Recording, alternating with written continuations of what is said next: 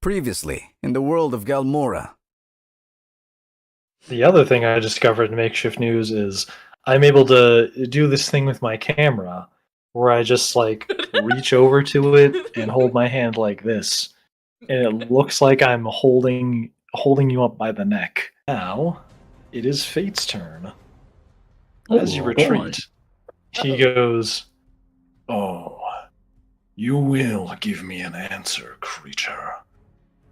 And he immediately steps forward towards you and reaches to smack you. It almost looks like this cloud of starry smoke appears around his hand as he punches towards you with an uncanny speed that you haven't seen in a while. For the incarnation of probability manipulation, he did not get good rolls just then. This is why we pray to RNG Jesus. Now, with Impera's power, I will obliterate all of you in this instant. And the light surges far brighter than before, and the world around you feels completely frozen. And it's almost as if time has halted around all of you. You see Fate's wings kind of recede again as he steps back from the sight of all of you moving, and his wings kind of come back around him in a more defensive pose. I can attack you now. What's happening? You moved. Answer me something, Fate. You again. What? Do you even know Eternity's name? A name. To the being eternity. Don't make me laugh, feeble creature. An abomination like you implying such a thing. Eternity simply is. And they are my creator. And I am their most beloved creation. 1 meter is about 3 feet. 3 feet? Okay. Yeah. Cool. It's almost like a flame has actually literally lit across the edges of it. And it's starting to get more swollen and crack across his face ever so slightly more. We're in the realm of consciousness. That means you should be able to use your abilities to reach across any distance. Maybe that's what Brock was telling us about. I cast Crippling Depression. Well, shit. I There goes cast my- Violent Autism. What? Target self. Target Emotional self, damage. exactly. Makes It only you calls stop it being Home accurate. It seems like the teeth begin to clench down deep into the flesh of all of the wings. He looks up at the world around him and sees the endless sea of jaws and eyeballs clenching down on his wings that stretch all the way down to the back of his spine. Through might and determination, he was able to slay the dragon. Sorry, kids, I'm not sure who. All the details of this. How would he have slain it if it had claws in his neck? Mr. Pavel, can you read a different story? Sorry, kids, it's getting rather late. I had a long shift today. Do you mind if I just leave it at that? He looks around at the kids all waiting in bed to go to sleep, and they're all just like, yes, that's fine. One of the children wakes up and scurries out of bed by moonlight, and they scribble out the ending that was written and begin to write something new. A ladybug that was crawling across the pages towards their pen, which they promptly flicked away so they could keep writing more easily. Now that my symbolic side story is done. All that power, even the power of my creator, it would seem. And you couldn't even make it halfway through my weakest body part. You all watch in horror. A Sinead's sword can't make it halfway through my neck. You see Oleron teleport Jonathan and Kolvar directly in front of him, and you see Fate's body kneeling amidst the wings. His head completely severed, Yes. tumbling to the ground in front of him.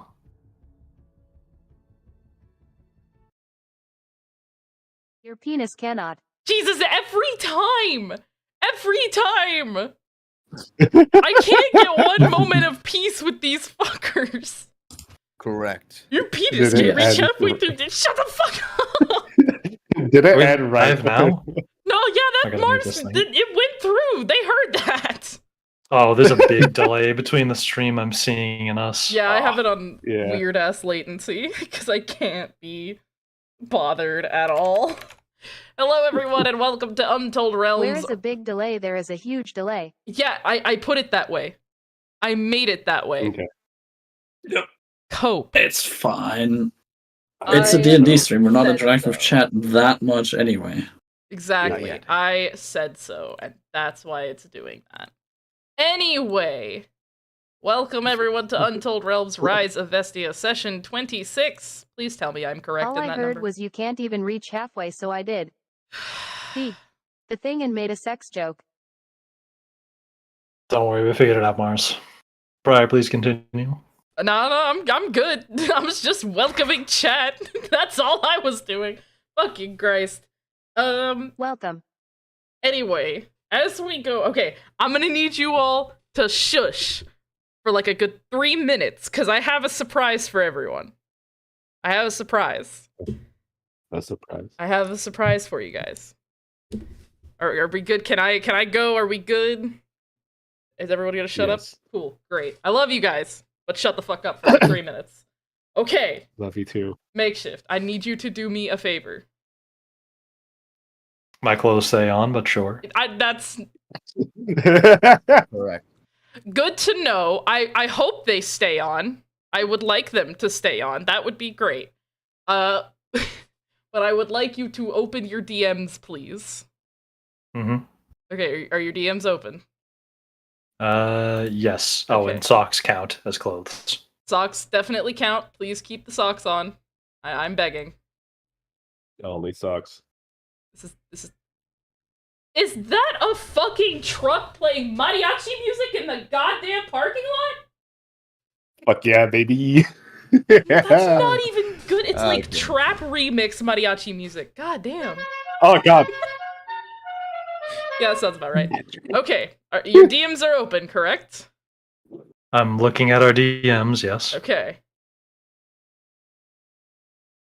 Everyone else. Hold on 1 second. Okay. Makeshift, you're gonna get this Too bad. first? You about to send me a And then- goatsy or something? No, I'm not going to send you to go see Bugsy. Okay, It's 3, sweet. 2, surprise number 1. Ta-da! You have official art! He exists Oh my now! God. It's beautiful. He's beautiful! For He is you good. guys, go look in Arts for Use. It's in the server, and you'll find him. Saving this immediately. Ooh. Yes, I'll fuck him. Oh my finally... gosh, that is a very pretty square. It's a pretty square. Look at that square. Mm. Okay. Look- And look I at have that. one more surprise. Give me Good. just 1 second. I'm operating on 3 brain cells trying to do 3 things at once. So I have one more surprise. Surprise. Is it pancakes? Mhm. It is not pancakes, unfortunately, but I'm having to resize Damn the it. surprise because it's fucking huge. Okay. Okay, here we go. It's there. Okay, your DMs are open. Mm-hmm. So, in addition to official Elric art, I may or may not have commissioned one of my favorite scenes between him and Shanti. Oh. Okay, hold on, I gotta make sure everything's ready. Here we go. 3, 2, 1. Ta-da! Oh, it's incredible. Isn't it awesome? It is so good. I commissioned this like back after it happened. Same place for those of you in the server. I was really hoping that it was the one where she leveled up from having sex. No, God. Yes, as It's much just like as canon from as a- that is. Level up. As canon I was as gonna- that is. I was gonna make a joke about that, but then you sent me something that was a lot more serious. And I was like, no, it's just wonderful. Yeah, it's really great. I will be posting these on the UR Twitter, and I will be linking back to the artist's Twitter because they did an amazing job. Took them forever, but it was fucking worth it. It looks amazing. I'm so proud. It looks absolutely gorgeous. So that was my surprise for you. I hope you enjoyed it. Yeah, I love it. Yay! I'm glad you like it. I still remember what I said about the line art, and now I'm just like, Yeah. don't want to say that now. I showed Streaky and Mars the line art back when I finally got it. But the colors are new and unseen, and I'm so happy. They look so good. And my man went on a terrible place. Yep. You looked at her face and went, haha, Joker. You absolute clown. You fucking circus. Anyway. With the surprise over, glad you enjoyed it. Makeshift, I'm gonna hand it over to you and we're What is gonna Society start the Eric? session. Word. So, fun little fact, everybody watching stream right now. We just came from getting a massive W in Apex. Feels awesome. Probably not nearly as significant as it everybody else is perceiving it as, but your boy spent I put like 500 hours into PUBG, and I won that game even with a team maybe 4 times. I think it was 3 or 2. Oof. So I got very used to dying in that game. So being able to actually get the W in Apex is an incredible feeling. I feel like a god right now. You did. And now you're going to play God. Yes. What else? Oh, yes. So, the last thing that happened in the previous session was that the voice of the tribunal rung out through the realm of consciousness after Fate was defeated. And I think it was Kolvar said something like, "Oh, that's bad." Yeah. And now, Sinead said we're in the end game or something. Yep. And I also have a slight scab under my jawline, Interesting. which is uncomfortable. I'm gonna try not to touch that. Hey, Jet, can you do the me a scab. favor? Jet, my boy.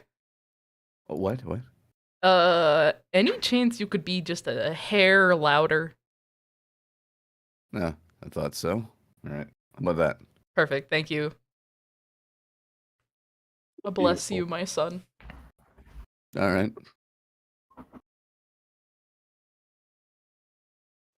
We're good. Tech check over. Word. Just had to burp. Burp right in our ears. Just ASMR burp right there. It's gonna be totally fine. Give you all the tingles. That would be so vile. It really Untold would Realms be. ASMR. Give it all the That'll be the vile tingle. Patreon. Same energy as that corpse husband breathing for like an hour or something, whatever that video was. Oh my god. Oh Yes. god. Watching Just as I quickly- meditate. Quickly grabbing one of the maps that was sent to me. So I can upload that. Okay. You're welcome. And so, is it pretty cool with me just saying I'm sending you all back to Vestia, or is there, for some reason, you want to do something before you leave the realm of consciousness? Fuck no, I want out of that shit. Nah. I got nothing. None of you want to, I don't know, shout into the distance just to see if it echoes? No. Do you want to Okay. shout into the distance and see if it echoes? Nope, I'm just making absolutely sure you guys are all done here at the bottom of reality. Cool. Yeah, Yeah. I'm good. I want out. You can fart. Roll for echoing damage on fart. poison spray. All conscious beings think for but a brief moment deep in their consciousness about farting. I hate this. And so we shall. For one moment. One exact Roll for moment. fart. It's just. And then it fades out. Echoes on the beyond. And so, everybody, Kolvar then transports everybody back to the waking world.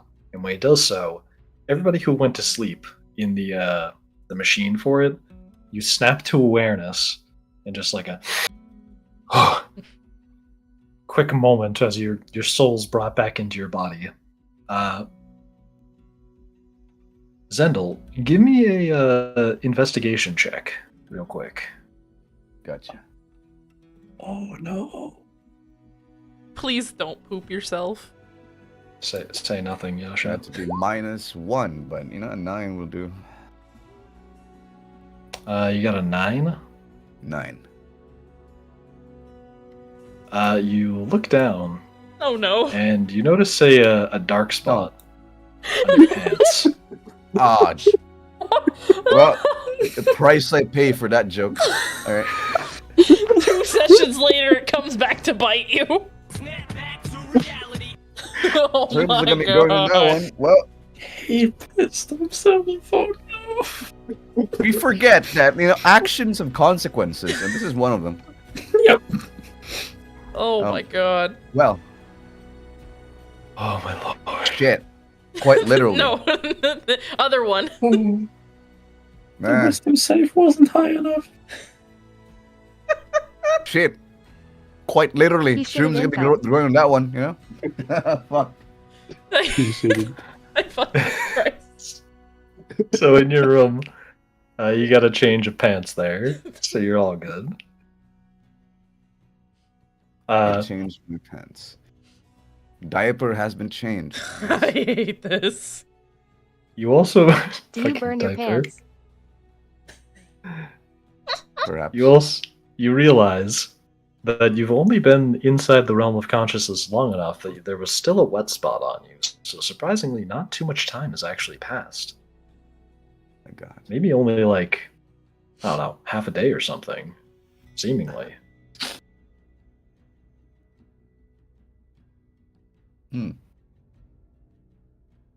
Damn. We brought fate down in less than a day. That's impressive. That dream sequence was less than, what, 30 minutes? Bit Concept longer of than time that. is not my specialty, so, yeah. Mhm. So yeah, you woke up in your room. You just changed your clothes. You pissed your Anything you want to go pants. check on? Getting too real here. Outside campaign, alright. Let's get... Yeah, alright. It's only been half a day. What's next? You're now just in your room, and you remember everybody else is in the realm of consciousness with you. And Kolvar had just teleported all of them back.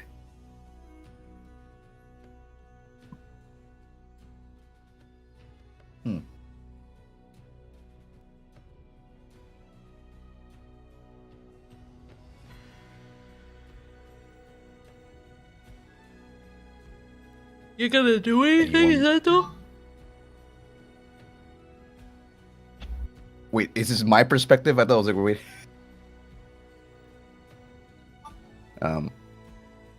Yeah. Well, we just woke up. I wish to reunite with the group. Since we... Just a moment, folks. I have to let somebody into the apartment real quick. I will be right back. Okay, Chad, Okay. it's time for us to take over. Don't die, please. Oh no, it's the bird. All right. So the square's got... Nah, it's not the bird. It's me now. I'm in charge. Yeah. We can Are fucking- you a bird? Sorry, I was on stream. We're gonna mute him just in case he says something. Yeah, Oh, man. I just realized. I think Aslan is supposed to be shirtless in the scene because I remember I made him like shirtless to go to sleep into the dream world. Hell yeah. Show them tibbies. Showed him Asm Tibby, Asm Tibby, Asm Tibby.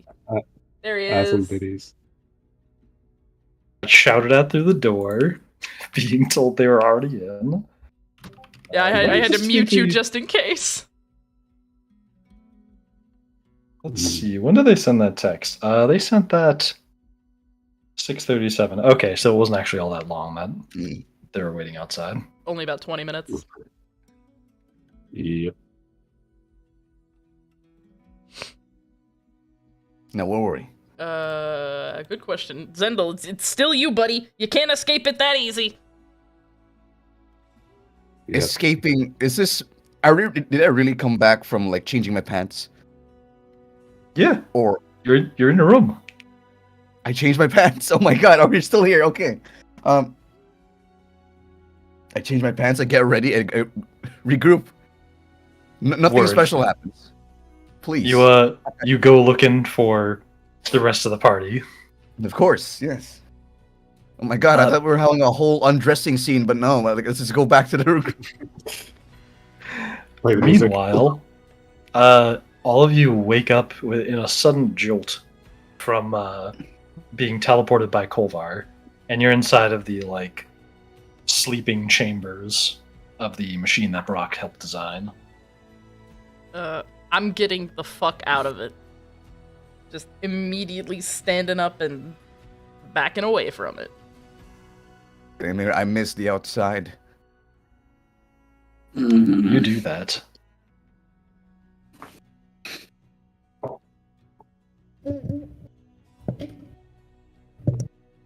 There we go. You all stand up.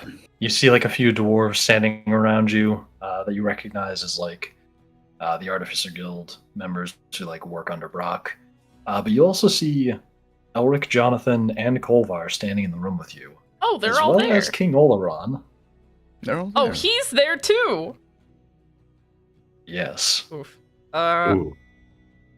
I'm going to first go over to Azim and check on him to make sure that he is okay, because he nearly got fucking deaded. I would Yeah. do the same, because I also am a druid. Druid gang. Alright, can we help a medicine check? Is he okay? Can I roll a medicine check to make sure he's okay? Because I know injuries don't last, but nearly fucking dying, that might leave some fucked shit on Look, your I body. don't think you heal overnight with that one. I just need a nice sleep. You look over your body and you don't see any injuries. God damn. Good. Wolverine So over here. his health, it's all good? Yes, Yeah. you all experience the effects of a long rest. Yay. I'm gonna hit that button Nice. and get all my spells back. Woohoo!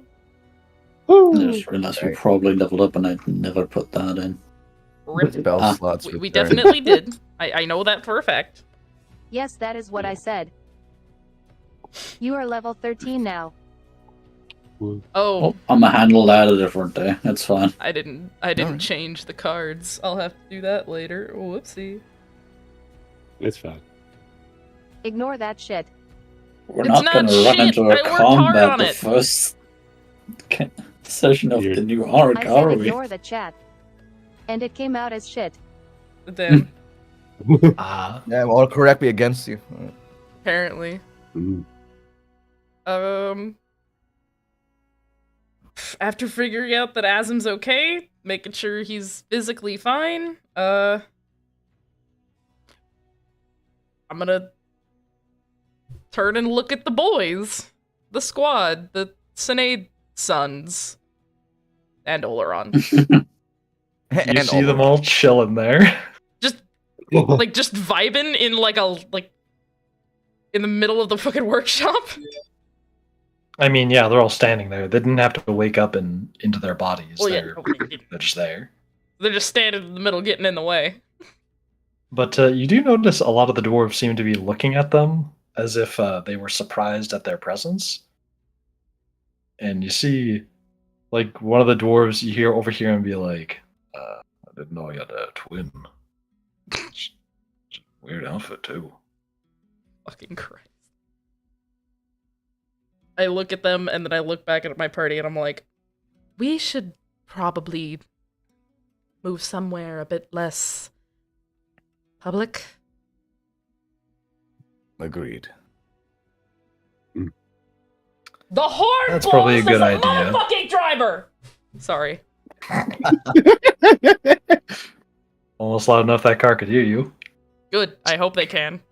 I hope they think to themselves, I am a horrible person for honking in the parking lot of a goddamn tequila bar. And then you hear Kovar say, "Yeah, that's probably a good idea. We should, I don't know, shoo all these guys out of here, guys and girls." My bad. No, we should move. This is their workspace. Yeah. We're in. Let's go to my office. Thank you. Ah, All right. righty then. And you see all four of the boys just kind of awkwardly like glance at each other for a moment, except Kolvar, he doesn't give a fuck. He walks straight for the door. The rest of them just kind of eye each other for a moment, and then like one at a time walk for the door. Starting with Olran, then Elric follows, and then Jonathan. I'm going. And like right before Jonathan goes through the doorway, you see him like stop for a moment at the door and just be like, "Oh boy, this is." And then he keeps walking. I'm just gonna go over to Brock and I'm gonna stand next to him and just be like, "This is fucking weird." Yep. But hey, that's just another Monday. Is it considering Monday? what we've done recently. I don't fucking know. I lost track of time. Hey, what day is it? I ask one of the dwarfs. He looks up from something he's reading and he goes, "You've been in there a couple hours now." No, so it still is Monday. Sadly. Sadly. Fuck Mondays. Wait, is this the same room Okay, Garfield. that we were in with Blood Moon that has the beer stash? That one's up top. That is one's up at the this- top of the Capitol building. I don't know. That's why I'm I asking. know, that's why I'm Yeah, I telling you. think- It's up top. Yeah, I was gonna say Briar would be the one who knows that. That one's up top. This one's like, this is the same room where the machines were in the first session, right? Because if so, then that means that this one's near like the ballroom area. Oh, right. Yeah. Do we have beer stash in this one? If it's one of the dwarven workshops, yeah. Probably. I'm gonna You see- grab some. You'll probably smell it. Don't worry. Two of the dwarves that you pass by, like absent-mindedly, like adjust themselves to let you pass, like instinctively, like they know what you're going for. And you Good. walk right over to like a keg in the corner of the room and just grab a nearby emergency mug. And just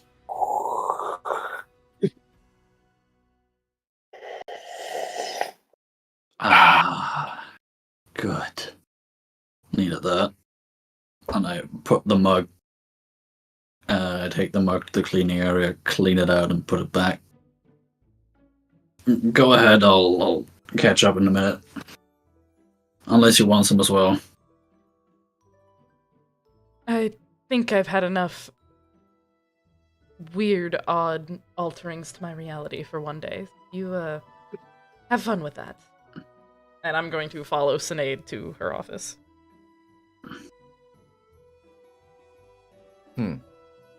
I'll have a drink. I'll have a drink. Time to compete with a dwarf. It's gonna be a hard one. Oh, I sit down. I also grab a drink from the keg. oh yeah, Zendel arrived during this time as well. Oh, am I late or like slightly? Slightly You got late. here right as you saw the boys leaving and walking down the Oh. hall. Right. I'm not gonna make a drinking contest out of this, but I just wanted to drink a beer real quick. Cause fuck. Look, after what he saw in dreams, yeah, I think he wants a drink. Zendel also wants. I meant Zendel, but yeah. Yeah. Makeshift, will you allow that? Sure. All right. You snag a drink. Take it Snag a out. drink. Yeah. It's smooth, it's chilled, it's refreshing. Freshing. that would Perfect. Probably make me vomit. Perfect for drinking on the job.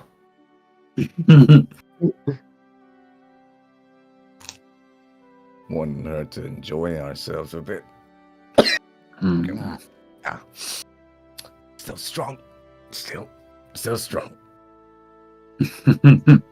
Shanti, Azim, and Sinead, you see Zendel and Brock immediately go for a drink after waking up and the boys left.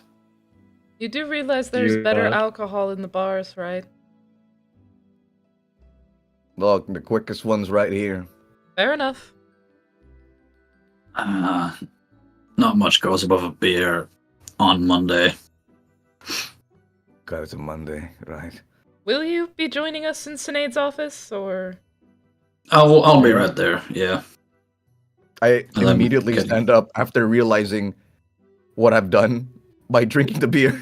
I'm like, oh, right, beer. That'll probably be bad for me. Right, I follow them to the Sinead's office. The Hey, principal's cup. Yeah, Sinead's office. Give the cup. Don't leave with the cup. Those I will need to leave stay with in the here. cup. I will grab him and take the cup because those need to I stay attempt in to, here. I attempt to dodge that grab. How are you With already doing such drug actions? intoxicated swagger, I dodge the grab. Oh man. If you're dodging a grapple, give me an athletics check. Like check. Why the fuck does it Please not pass, add please my arm of pass. magical strength? That's 26, by the way, because arm of magical strength adds to it. That. No, Yep, the you're dwarf. not. The You dwarf can grabs have you. the cup, funny man. Funny dwarf. I I take mage out hand his hand. towards the table. He's still grabbing me. I take the cups and I clean them out real quick, and then put them back. You do that, as a good Samaritan does.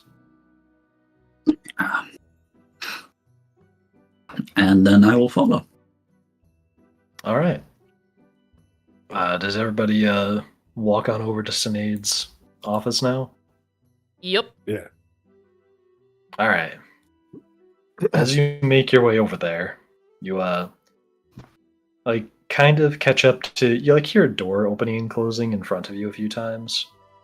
It's like the boys just kind of made it there a minute ago, just a few seconds before you.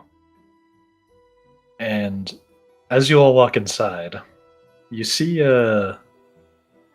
Kolvar is kind of on the left side of the room, and he's looking around the walls and stuff, just kind of inspecting the room.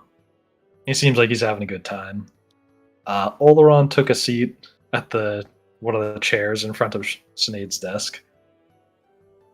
And actually, no, he would have just been standing. He's standing over kind of near Kolvar, but facing towards Sinead's desk. Jonathan's on the opposite side of the room and looking a little nervous. But Elric, as you enter the room, you see he is finishing up walking, and he just kind of slowly sat down in the chair on Jonathan's side of the room, and he's staring over at Oleron, kind of quietly, and Oleron's not making eye contact. And you see Elric just sitting there for a minute. So, yeah. So you're on our side now. Is that what I've gleaned? Yeah. I've been working with Kolvar. The guy who tried to kill us quite a few times, including just before we had to kill a god to get him on our side. Yeah. Yeah. So this building looks pretty advanced. Do you live here? No, I don't live here. Oh, hey, you've all shown up. Please have a seat. I was just talking with Oleron. Shanti's just watching this, like, trying not to laugh. You see, Jonathan's got like his hand in his, like his head in his hand right now, just like cringing with secondhand embarrassment. Shanti's going to walk up behind Elric and just gently set her hands on his shoulders and just look at Oleron, just raising her eyebrows like, try me, bitch. Oh, hi, Shanti. How have you been? Which one asked that? The one you put your hand on the shoulders of. Your Okay. My version. Cool, great. She looks down and smiles at him, just goes, oh, you know, just killed another god. Terrific. Sounds like the Monday. Sounds like a Monday. Yeah? It was this Monday. Just, Okay, if I may have your attention. Oh, thank God. All right. Wonder what it is.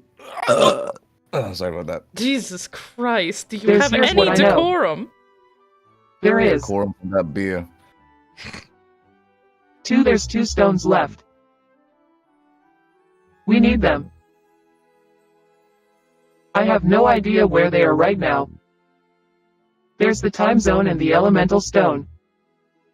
Other than that, we need to get Alaron's mom on our side. She is the final piece to this puzzle. Yep, so good thing you have me here. He looks around at the room and gives like a toothless smile, like. Hmm? Shanti narrows her eyes Yeah, at good him. thing. Once we have all the stones, I'm going to send Loon and Celeste to go retrieve iodine. Hmm.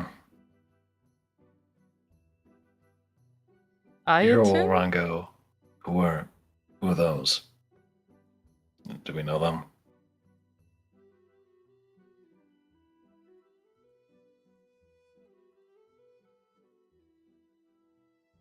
Two of my denizens. Long story all around. Should I be worried about them meeting my mother? Yes. Kind of. For one of them at least. Just know that they will free her.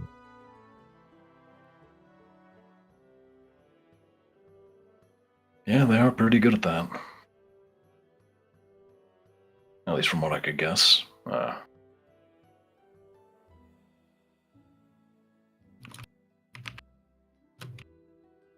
the next part is the hardest part.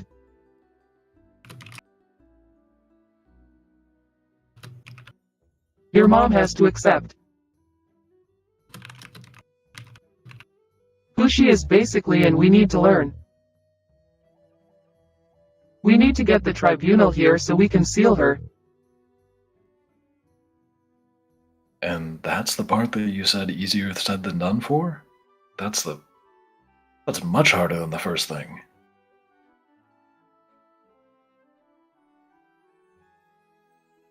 Well,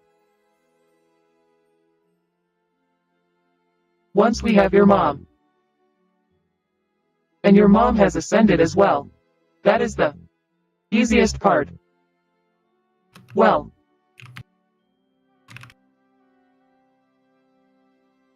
it's just going to be very hard to convince her to do that.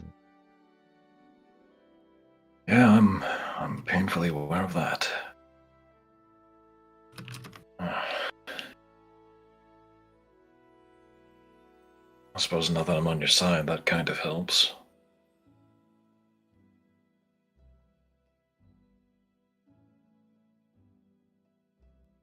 The main goal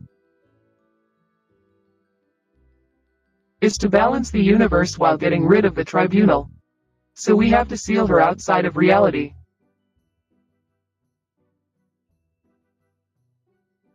You hear Elric speak up and go, kind of like what we did with the Goddess of War, right?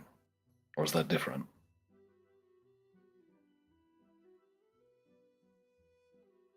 The goddess of war is currently in the parabola.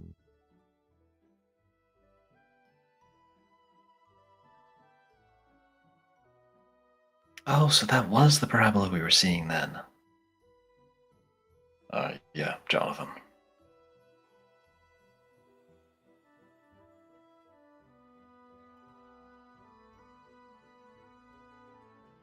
Outside of reality is currently where the elder gods are. Hmm. I have to consume them. I know a thing or two about eating gods. See all around like side-eye Elric. Like, So what has to happen is I have to consume this reality's outer gods and Alaron's mom Then you see has to Olron consume her realities. turn the side-eye gods, back to it's- Sinead. A lot more complicated saying it. Sounds damn near impossible.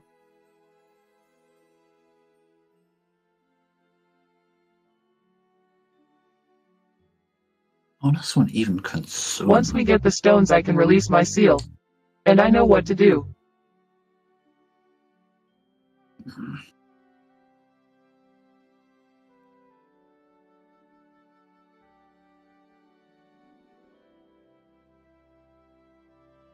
Other than that, we should have some downtime.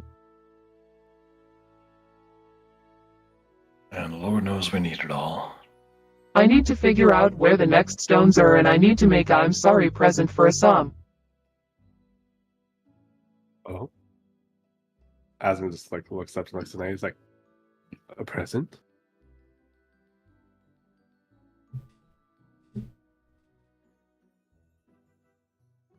Ah, for when you nearly killed him with that chaos.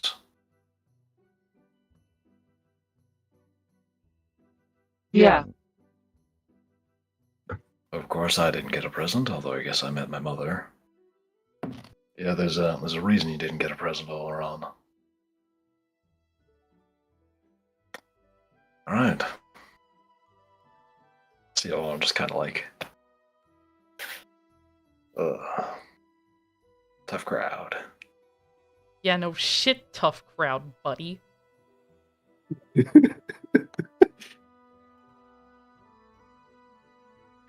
Just crickets in the background.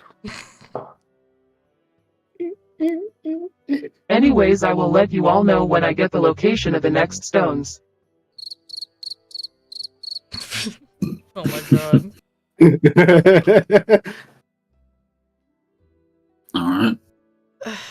Well, alright then.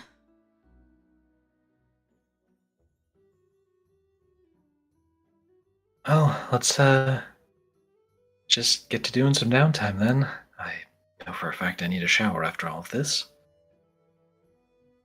Yeah, same here, Jonathan. Wait, yo, DM question, how the fuck do they have showers? Good All point. the boys go to the bath. Magic. They just create rain on a fucking stick. Cast miniature cloud. That's a shower, is a fucking cloud. Slight retcon, they take baths, not showers. Lucky you. I was hoping it was magic showers. It would have been so cool. Magic. There's a bunch of wizards standing over Brock, people. you need who's to like, make magic "Read." showers. I am pretty sure there's a working pipe system, How? so they probably have showers. At least in Vestia. Okay, I was like, most of the cities are made out of spit and hope. I'd say that showers are probably about as common as, say, like, a sauna would be common in our world. Like, people don't just have saunas in their house, but, like, a building this big might have one. You ever been to a rich I part do. of a big city? Them bitches have saunas. Yeah, I have a Probably do. sauna. Mars, you also have a private plane. Shut up. You know what I have in Don't my worry. house? There's a rat in here somewhere. It's orphan ready. in the corner begging for food. Did you name it? No. Wait, the rat or the orphan? They're not the same thing? If it's Stuart Little, Both. It's a It's rat both. orphan. Okay. All right. Okay. All right. Okay. Concentrate. I can't concentrate. This is funny as shit. Anyway. Well, time for downtime. you hear Kolvar give a little clap. All right, let's somebody show me to a room or something. He like looks around at the group. Yeah, no, I'm not doing that. No. I'll be busy Okay. polishing my spear. Polishing a Zendel, wooden you do spear? realize that is also a euphemism for doing something you should not be doing on stream? I'm not talking about. I'm just. I pull out my spear. I'm gonna polish this. What the fuck are you? What? What?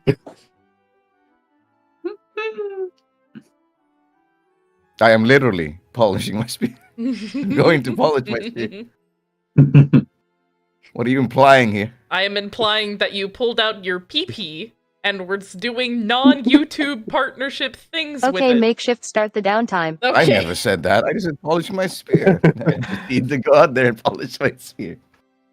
Word. So, you all break for some downtime.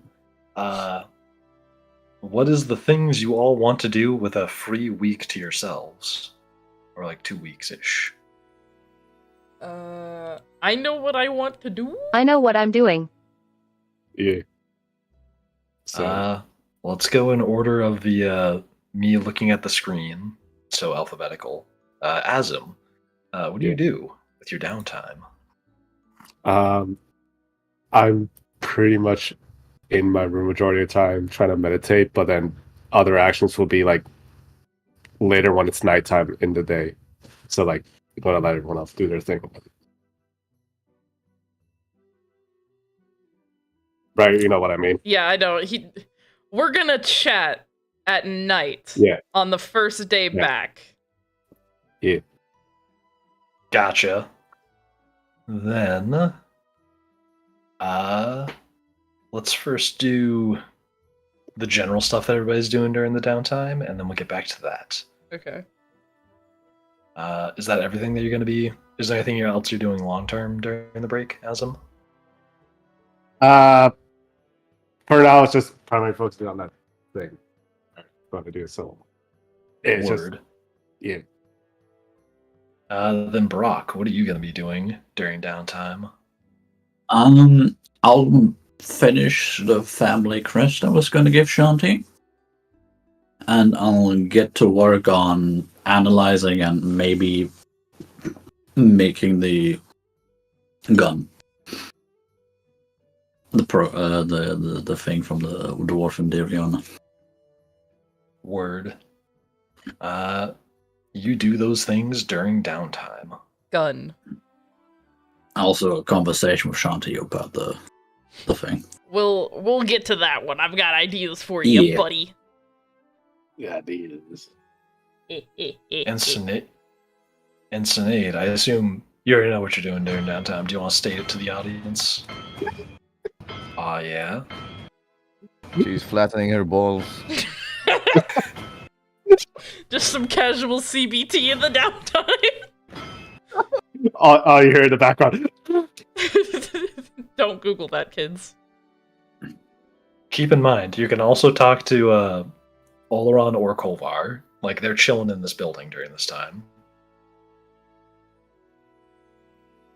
I am going to talk to Kolvar and Jonathan. Word. You call them to your office. As well as I'm making you know. Oh yeah, you're making stuff. Actually, let's do the roleplay of calling them to your office after I get through Shanti and Zendel's general plan for the week. And I'm going to deliver the sword to ask him. Word. Then, moving to Shanti. What general stuff are you doing during your week of downtime? I got 2 things that we'll be doing later with Brock and Eisen. And then general stuff, I'm going to basically rearrange my spellbook and take a few more spells. I'm gonna learn more spells, add them to my spellbook, so more wizard spells, not more druid spells. And then there's a very specific special spell I want to work on. One that can possibly summon some animals. Okay. You prep those new spells. I do. And Zendel, what are you going to be doing with your downtime? Probably 3 things. Head to the mess hall and eat a fuck ton of food. Nice. Second, I go to the nearby forest. After I polish my spear, not in that way, just the normal way. It's just it's clean. And then I plant my spear to the ground. I meditate along with it. And while I have that, then I have that like mossy cloak I'm trying to grow on me. Mm-hmm. Basically, I hibernate in that forest. It's channel most magic, turning that cloak fully into a cloak. Well, like it wasn't, but still, you know. Just have a hibernation for like, how long is this week? A week, right? Yeah. Yeah, a week long. You do that, slowly growing a bioluminescent moss cape. Become a Buddha statue in the forest as moss grows on me. Yeah. Yeah. All right. So now to roleplay chunks. Starting with the one for Azim and Shanti in their conversation. Hi. Yeah. So we're going to start this off with like, it's like late at night, probably like a good like, what do I want to say, like 10 p.m. So like that, like it's nice and dark out. Like everyone should be like, you know, getting ready for sleep and stuff like that. And then ECP. Yeah, and Shanti hears a knock at her door. You know, a little knock. Shanti, who was indeed starting work on spell shit, gets up, walks to the door, and opens it. You do that and see Zendel on the other side. Not Zendel, buddy. Other end of the alphabet. Azim. My bad. I don't think I'm that forest is that close to the, you know, whatever. At some door. Yeah. So you open the door and see like a Azim there with like a blanket around him, and he's slightly disheveled. It's like he like woke up from like a bad dream, like that, and he says to you in like a shaky voice, is like, "I'm sorry for intruding this late evening, Shanti, but would it be all right if I stay the night with you? I don't want to be alone tonight." She kind of looks at him over the brim of some like reading glasses, and she just takes them off her face and closes them. And she looks at him and just goes, "You know what? I think I'd like that." And she steps aside to let him into her room. As like nods and says, "Thank you," and I like walks in to Shanti's room. Let me You do guess. that. Fate showed you something that's got you pretty rattled, I'm guessing. Asim gives like a quiet nod and just like, "Yes, it's that." I completely understand. Hmm. She gestures over to like a little sitting area that's got like fluffy couch and some nice pillows.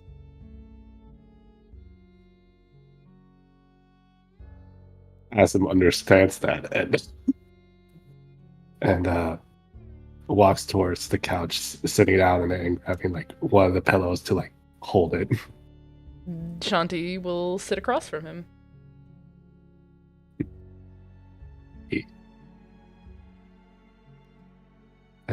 I hope I'm not intruding on anything. I'm interrupting you. You're fine. I'm working on something. Would you like to see? It might take your mind off things. Yes, please, if you wouldn't mind. Now, don't freak out. And I'm going to... where is it? Freaks out. Where is the darn... Immediately Did I starts not put it panicking. in? It's prepared. Motherfucker. Here it is. Pulls a giant syringe. No, I'm not drugging as him. Thank you, though. Let's see. I'm going to cast a Conjure Animals. And I can choose to summon one beast of challenge rating 2 or lower, and I'm going to summon one lion in the middle of my bedroom. Okay. Alright, you do that, and as you do, a glowing green light appears within the air, and from it springs forth a whole-ass adult lion, which I don't think Azim would have even known what a lion is. Maybe it would have a mountain lion is, so you see like a cougar that's really big with like a lot of fur on its neck jump out of like thin air from this glowing light. And it's got these like this green glow to its eyes.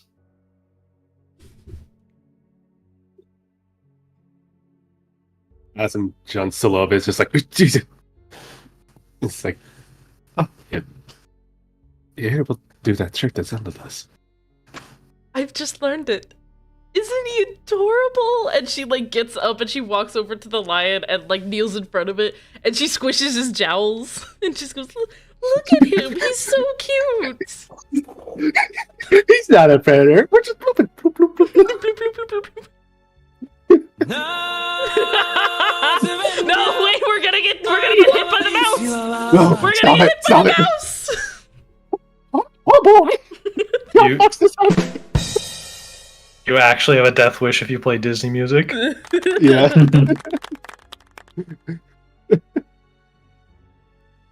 As in, like, slowly approaches my lion, like, kneeling next to Shanti, and, like, asks, like, can I pet? Oh, of course. It's not an actual lion, it's the spirit of a fae. So you can just be gentle. He won't bite you unless I tell him to. Can you not make a duck sound? Who the Right, fuck the wrong lion. quacked? Is a duck lion. It's a duck lion. It's a Duck duck lion. It's one of those avatar creatures. You It's a really drunk Yeah. fae that forgot what sound lions make. Unironically, that could be an explanation. Canon lore. As in, slowly reaches his hands out towards the lion, like, gently, like, pets its mane, and, like, helps it calm down, like himself.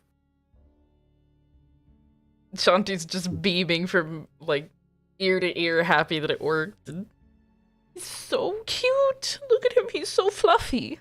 And she just like plays with his mane a little bit. Asm just chuckles a little bit, just like, you really enjoy this thing, don't you? Yes, I do. I may like owls quite a lot, but big animals are my favorite. They're just so fluffy. It do be fluffy. I just don't understand why they are so big and so dangerous, but they look snuggly.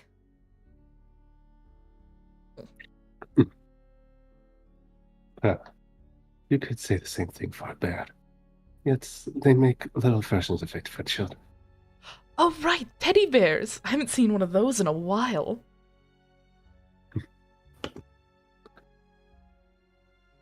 Asm just continues petting the lion, going more on the head, and just like, choo choo choo choo.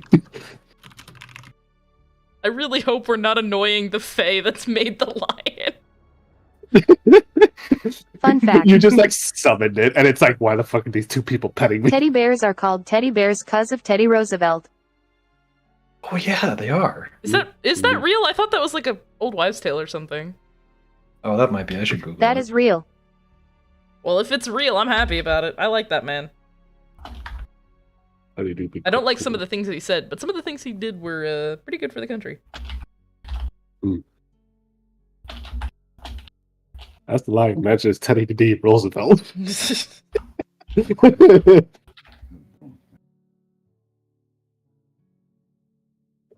Adam just like looks at you, Shanti. He's like, so do you have any specific plans on what to do with this magic? Or are you just going to summon it to have animals to pet with?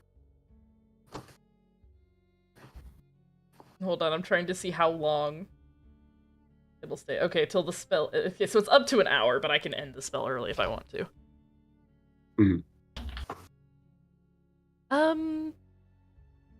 Maybe. I think I'd probably have a problem with sending animals in to fight my battles for me, but look at this face, and she squishes his cheeks again. It just. She it makes like kind of this noise with its mouth.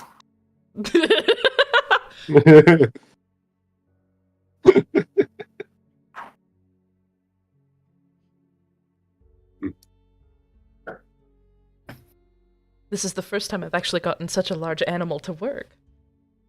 Maybe I should summon a wolf next. Well, that would be interesting for you to summon, but I think for this creature for now, I think you've done a pretty good job. Why, thank you.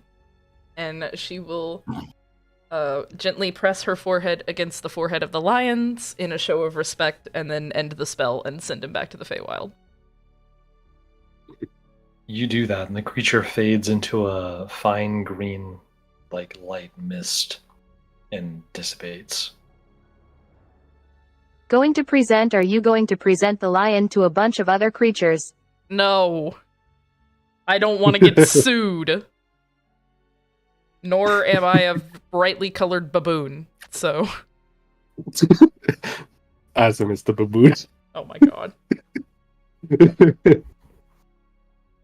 So, hear me out. You can... That's a concentration spell. Mm-hmm. And it doesn't say you can't get a baby lion. And then you could wild shape and hold concentration. No! No! Makes sense why, We're not but it's recreating the goddamn Lion King! Okay. Imagine somebody just walks in on drunk Azam and Shanti. Shanti's wild shaped into a monkey holding a baby glowing green lion. Azam's just making noises in the background that sounds something like fucking Disney music. Asum is just looking at him, and it's just like, wow. Okay, back to the serious thing that we're doing. Wait, there's a serious thing we're doing? What? I thought there was. I don't know. Yes. You summoned a lion. That threw me off. Sorry. I thought it would be cute. It's okay. It is cute. I like it. Shanti returns to That's a happy boy. her spot on like one of the like seat things. I don't know. Is there something that they call pillows that are chairs? Beanbags? Kinda, but more fluffy. But sure, we'll go with a beanbag. Shanti's got a fucking beanbag in her room. A haystack bag. Sure. I don't know.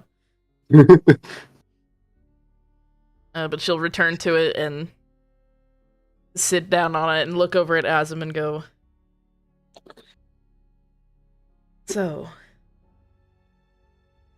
do you want to talk about what fate showed you, or would you rather try to forget it?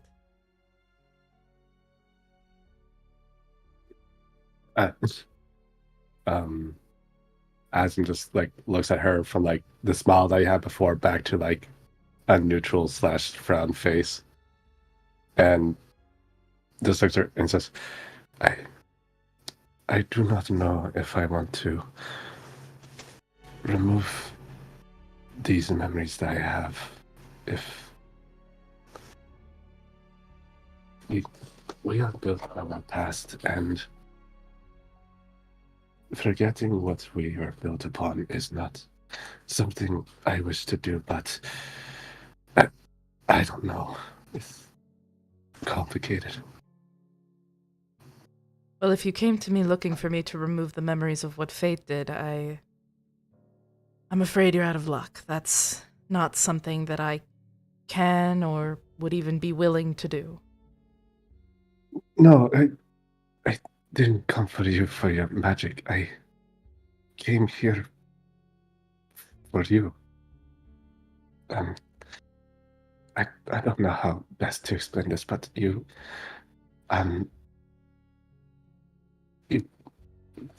bring more. Your presence brings more comfort to me than what I can do with 100 meditations. That's very And sweet. as him kind of looks down.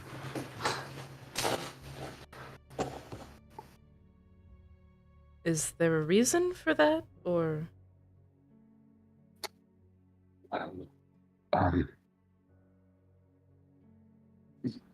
When we first met, you were the only one out of everyone that saw who I was. Majority of people just saw me as some sort of rogue, a terrorist, just fighting against the organization that Amari has made. And you saw me more than that, and you've helped me. So, I don't know. It's hard to explain. And like, as in goes back to looking down, like twiddling his thumbs or like messing with his hands because he's just like nervous and anxious. I understand. It's similar to how I feel about Brock. Most other dwarfs would have just seen an orphaned Star and left her to the orphanage, but I guess through my constant begging, he saw something else.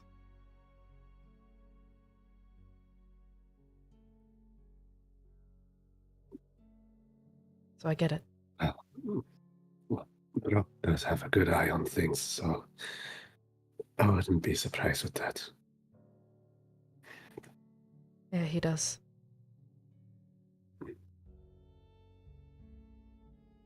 Azim, Yes. I'm sorry for what I did in Diriona. With the dwarf.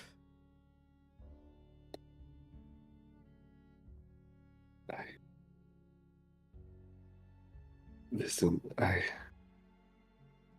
understand why you did the thing that you did, but the way that I was taught is not what you did, what I saw. I didn't see something that brought justice. What I saw was more of you driven by your pain. You're absolutely right. I didn't want justice. I wanted control. I wanted to feel like I could control what he did, control how it made me felt, but I can't.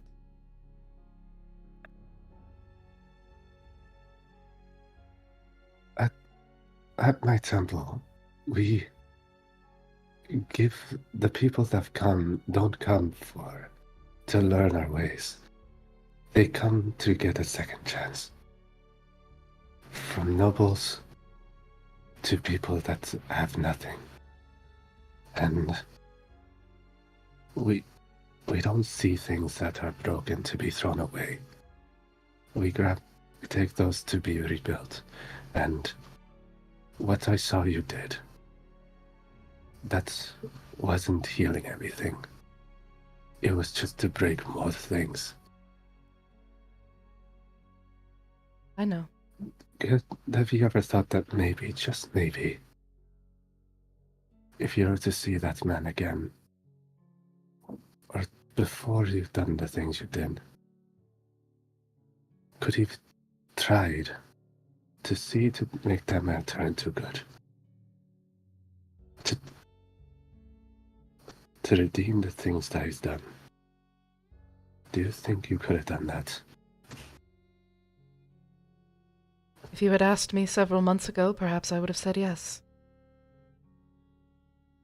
But after everything we've seen, after the goddess of war and fate, and I don't know. I want to believe that there's good in everyone, that everyone can turn towards what's right, but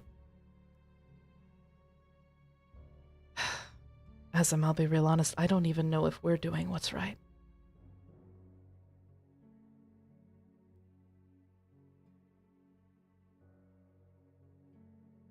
I do not know either. But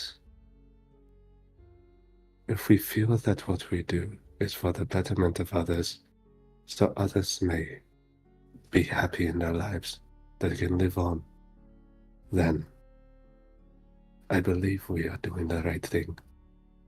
We stopped fate from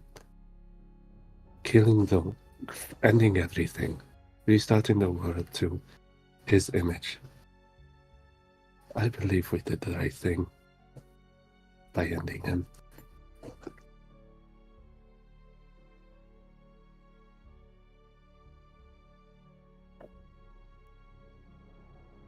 Shanti just sits in silence for a second and kind of stares over at the window of her room and stares out over Vestia and looks back at you and just takes a deep sigh.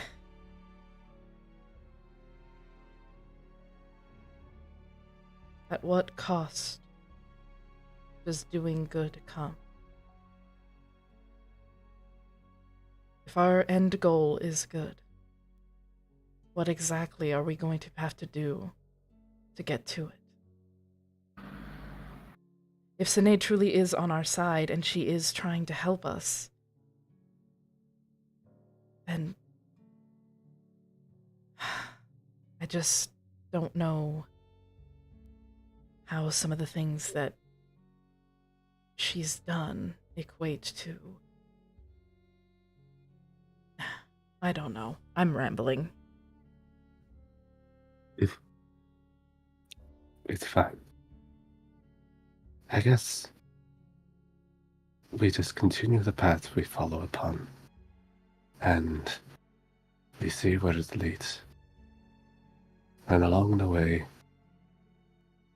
we try to fix things that we think could be turned right. Heal those that can not dare just hurt. And fight for those who cannot fight for themselves. I like that plan.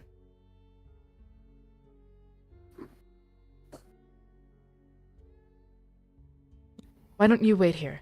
I'm going to get some tea for us, and maybe we can talk about better things.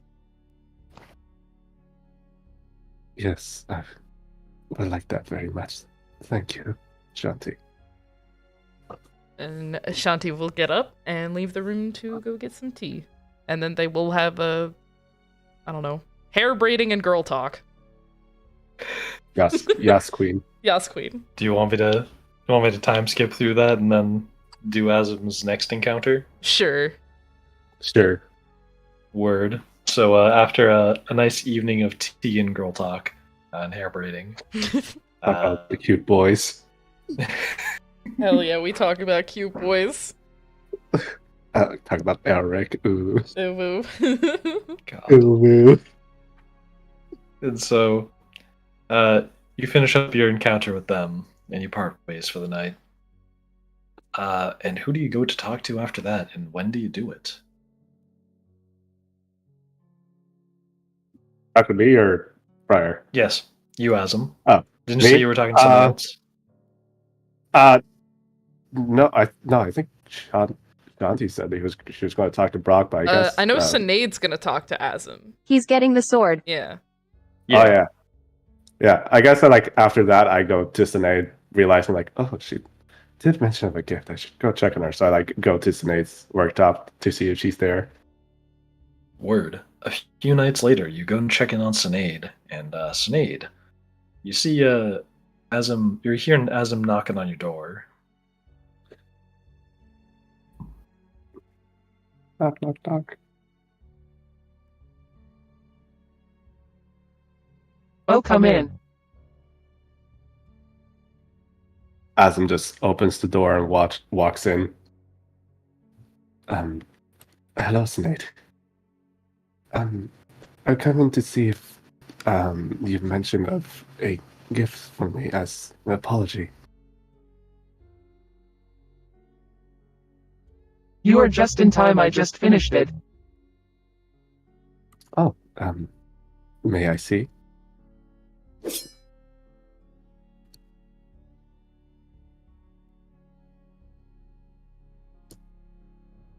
Got the sound effects with it. Sheets Xian sheets. This. Glorious katana. That has. Kind of. Particles.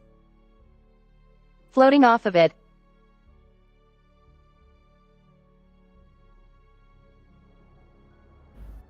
Azim like looks to the sword in amazement and is like, oh, and like extends his hand out to like receive it.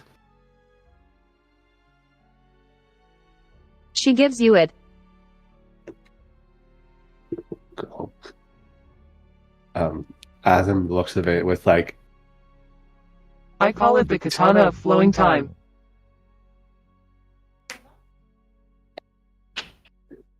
interesting. This is such lovely work. Thank you, Sinead. It's a very, I am sorry that I hurt you. It's fine. I know you did it by accident, and besides, to be honest, the worm hurts it more. So you're good.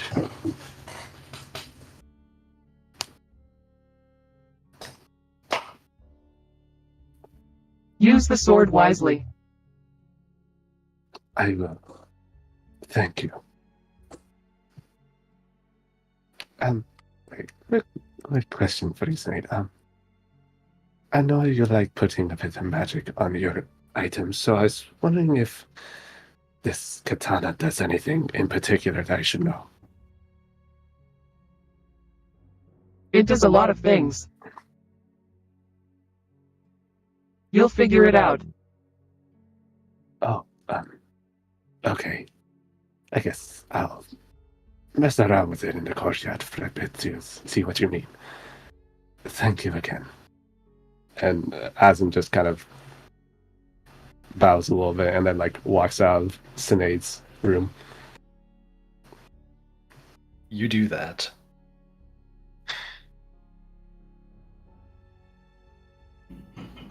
And Sinead, what does he discover about the blade when he messes around with it? I'm going to send you the stat block. Yeah. Word. You learn that stuff. Yeah. Oh wait, they meant send me a stat block.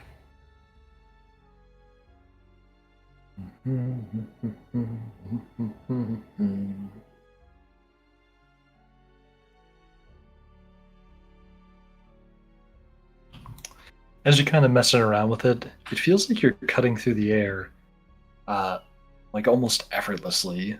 You feel like you don't even have to think about moving your sword around, and as you kind of test out more complicated movements, they also seem to just come more easily to you, almost like you don't even have to think about them. I see. You might also want to send this to Streaky himself, Mars. So I already have it. He has it. Okay, I have it. Yeah. And you now got those things. And that wraps up the Azim social encounters. Moving on to Brock. Awesome.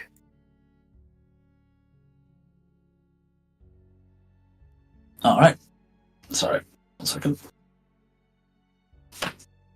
Get back up. Give me just a Laying second. The here. dog is dreaming and I need to wake her up. Gotcha. Hey, honey. Good morning. You were barking. Well, there goes the first social encounter. No, it's okay. We're good. We're good. No, go ahead. No, she's Take good. the She's time. awake Shanti. now. I woke her up. Shanti's having too much fun summoning animals. Apparently. Knocks on the door and you just hear on the inside. Who's a good boy? Who's a good boy? You just start here barking. You open it up, it's a cat. It's just like. just closes the door and it's like, nope. I'm good. Okay, You're going. no. You're good. Alright. Fuck, I wish I made a design of this one. Yeah, you hear a knock on the door. I do? Yes, you do. Okay, cool. Great. Probably your office at this point in time. My office. Cool. Great. I get up from working on some wander and pool shit, especially after hiring mercenaries to spite the fucking Gilded Eye. And I get up, walk over, and open the door.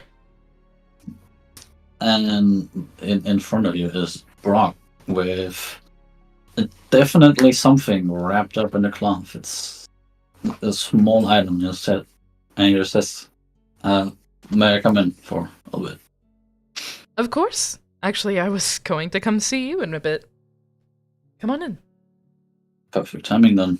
And he walks in and closes and locks the door.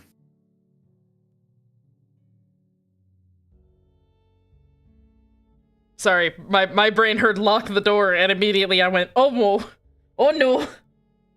But then I went, wait a minute, this is Brock, it's fine. I'm not gonna It's Brock. accidentally get stabbed. Very. Murder shot, the campaign's You know over. how you know how I've raised you, and I basically said you're like, well, I'm taking it back now, bro. I saved you in this world, and I'll take you out of it. Okay. Went for the really long con. 25 years of it. Okay, here we go.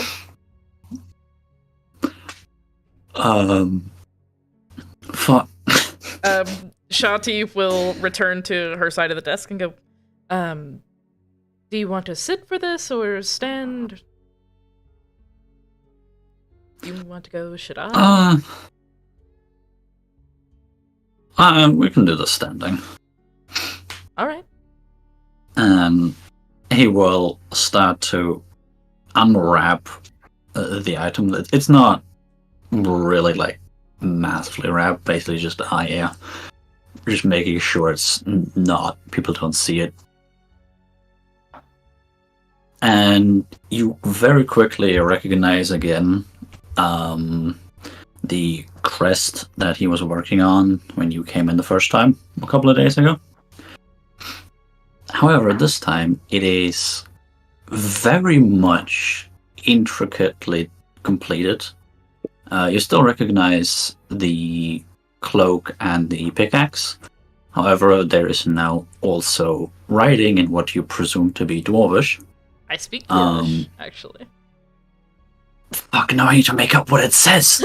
You don't have to, I'm just telling you I speak it. Okay, there's writing in Dwarvish, something about hauling great treasure and other stuff like that. In a ring across this emblem, this crest. And you can see various little carved gems in there. Like, they aren't actual gems, but they're carved to be the shape of gems. The I second can she hear spots my it. mother she's- yawning on the other door. Oof. But yeah. The second she spots it, she just kind of breaks into a slight smile. I will just say, usually there's a whole ceremony of this, but he puts away the little cloth. But hey, not like we're doing this within dwarven culture right now anyway. Okay, now what was your last name again? It was originally Molokova. Molokova. And Brock will kind of straighten his back a little bit, shake his arms, like untense from him being very tense right now. And take just one step back, so there's like an arm's length in between the two of us. She's knocking. 1 second. My mom. Mom! For a moment, I was just casually adjusting the screws in the arm of my chair, if that's what you all were wondering what I was up to. No, he's actually making sure that his version of the orphan is still in the corner.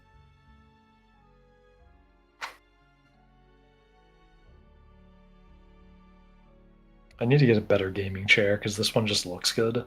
I just need like an office chair or something. Yeah, They're get an expensive. office chair. That's what I have, because gaming chairs are shit on your back. Yeah. Uh-oh, I gotta sneeze! Yeah. Okay, Bless you. I healed it back. Damn. Yeah, the parents are no sleep. Both of them. Sorry. Stands there, back straight, like arm's length away, and looks straight at you, holds out the emblem and says, Shanti Molokova, by the power given to me through being the head of the Artificers Guild of Vestia, do you want to become my daughter? No. She, like, breaks it to an even bigger smile and she nods her head. Yes, I do. Then I offer you this crest as a token of my family. And the name Orcloak. Whether you add it to your name or you replace it is your choice. And he bows his head a little bit. She will bow her head back. Are you holding out the thing? Can I take it, or do I not Yes. take? Okay, cool. He's holding it out open. She will bow her head as well and step forward and take the crest. Thank you. You can immediately see Brock, despite already having tried to untense, now very much lose tension in his body. It's just... Whew.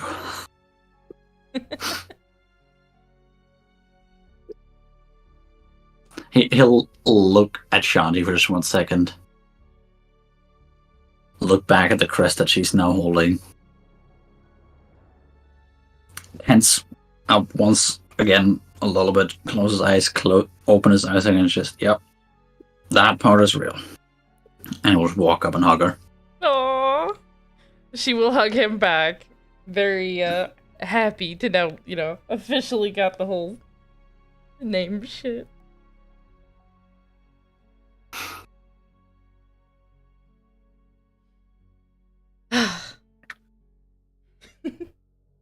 Nice. Funnily enough, that's actually what I was coming to see you about. Oh? Yeah. And she will pull away and reach back onto her desk and pull out a little file thing and open it. I got the name change paperwork from Sinead yesterday. He'll just look at her a little bit stunned. Look at the paper, look back at her. Name change? She bows her He head. knows what you mean, however. She bows her head again and looks at him and goes, when we were in Dariona, while you were looking at the thing that Kara brought, what did she call that again? She called it a Subaru. I still have yet to understand the blueprints she gave me. Okay. While you guys were working on that, I visited the records and I tried to look for my family. They're all either dead or it looks like some people paid to have their names taken off of the register. They're scratched out with ink. And that name, I don't really have a connection to that name. So I was going to ask you if it would be all right if I took your name. Well, you have your answer. I guess I do. Well, I will fill this out and make sure it goes through proper channels. Do I need to sign anything anywhere? And she'll flip through it and just be like, for the name change, no. Oh, but there is this one, and she pulls out a form, and it's like a change of lineage to where it'll officially recognize her as your adopted daughter. This one you do. He'll take the paper, look at it, realize very quickly what it is, and just smile as well. Well, timing couldn't have been better. Right? Do you need a quill? Yes, please. I think I left mine in my office. She'll turn around and pick up a quill on her desk and just hand it to him. And he will put his signature under the field where he needs to put it. Yay! Official adoption, let's go! Hey.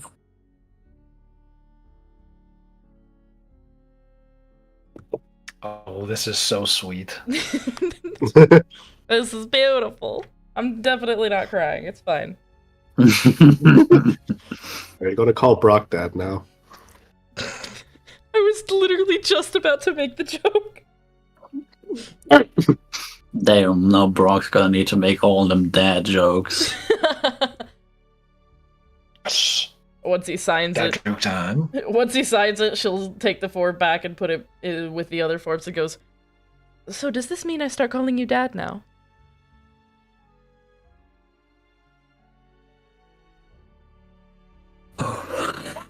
Fuck. 1 second.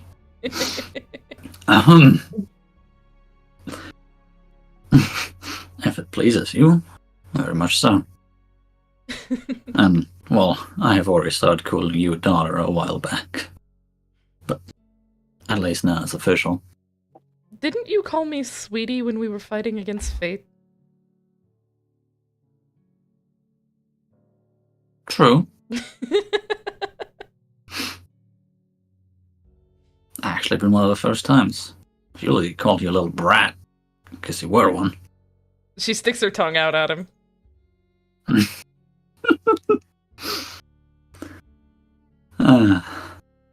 Good to know that some things never change. So what have you been working on so far? Just this? Or... I've taken a look at the device that other dwarf was using. Some form of mechanism where he shoots a projectile for a small explosion. You know... I don't know, I haven't gotten it to work yet. Blew up in my face once.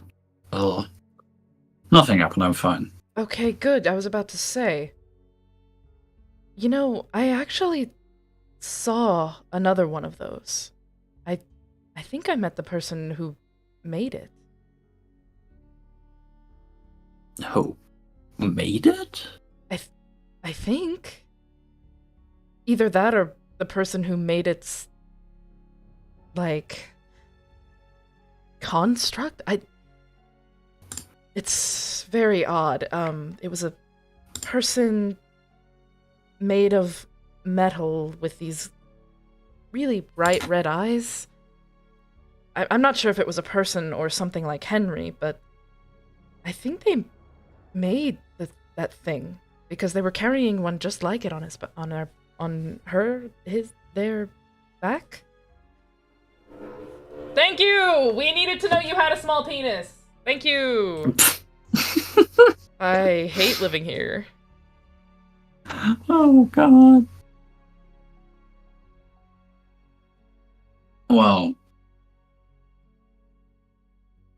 Alright then. I guess I'll have to meet that person at some point, because I still don't understand half of the concept of how that thing is supposed to work. Well, when they come back for their payment, if they come back for their payment, I'll make sure that they come and see you. Oh, they're from the group that you hired. Yep, and the one that the Gilded Eye is on my ass about. If they wanted to handle it themselves, they could have handled it themselves, but they didn't, so I did. She kind of huffs and sits back down at her desk. The amount of bureaucracy those fuckers have to go through is ridiculous. Especially with it being like that. Like, there should be some shorter channels to go through if someone's going around killing several guild leaders in a matter of days.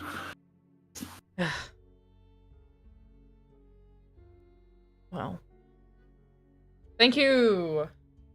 What is with everyone outside today? Jesus Christ. She just looks over at the files and sighs deeply. Well, hopefully they come back in one piece. Did you see that the hole that they blew in the top workshop? I heard about it, and I have yet to inspect it. I'll probably help with repairing it as well, because that was loud. Actually, but were we asleep doing that? Yes. Timeline wise. Then retcon that statement. Don't put too much on your plate. I do not want to find you burnt out sitting in the middle of scrap again.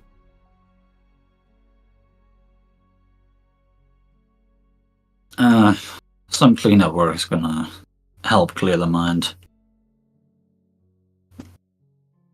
Whatever you say. It's not like I need to rebuild the entire trap. Although, well, let's hope they find him somehow. Well, if they have trouble, I'll just find Kara and force her to make the, oh, what was her name? That bard that Kara was with when it all happened. I'll force Kara to find the bard and make them help. Oh, right. They were there when that guy cast the spell. According to Zendel's memories, yes.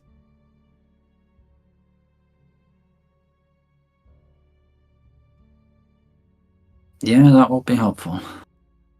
Maybe they can find the source of all of it. Indeed. What time is it right now? Makeshift, what time is it?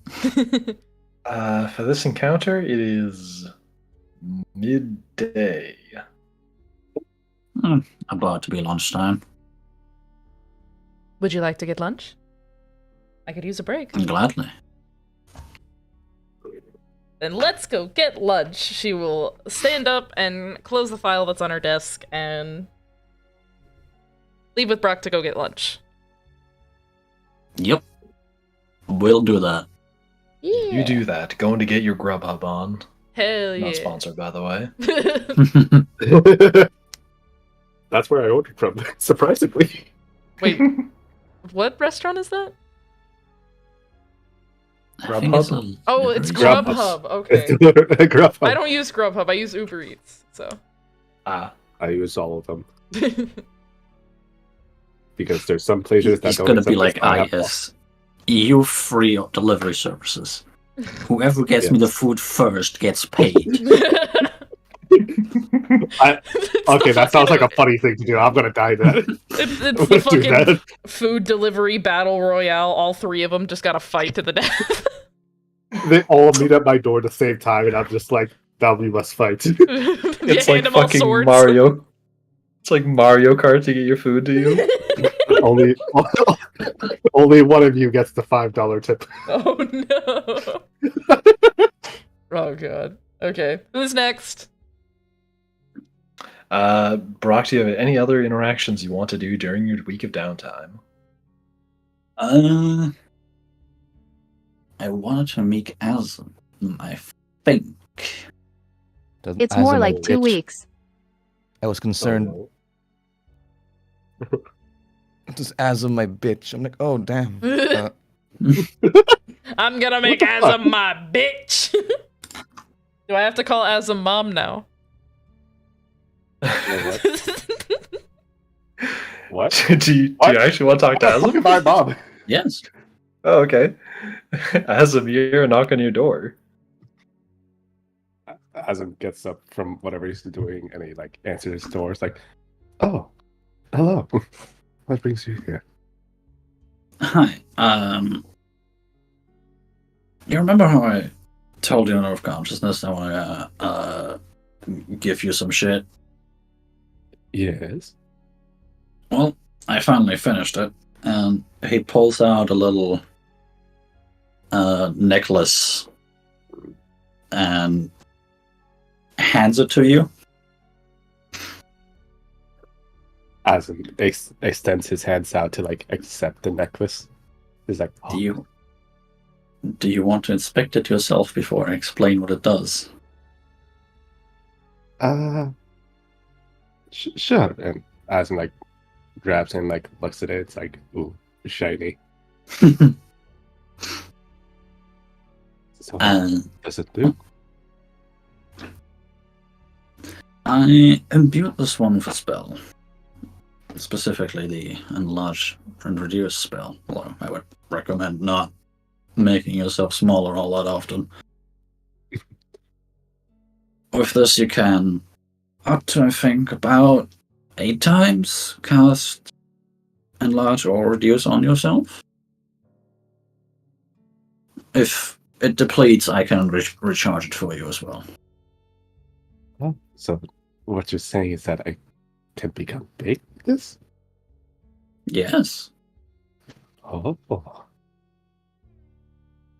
Wait, what my clothes also grow big as well? It'd be quite awkward to grow big when my clothes rip off.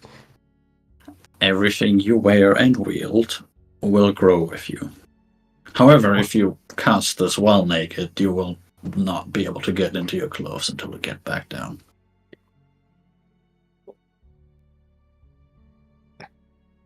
And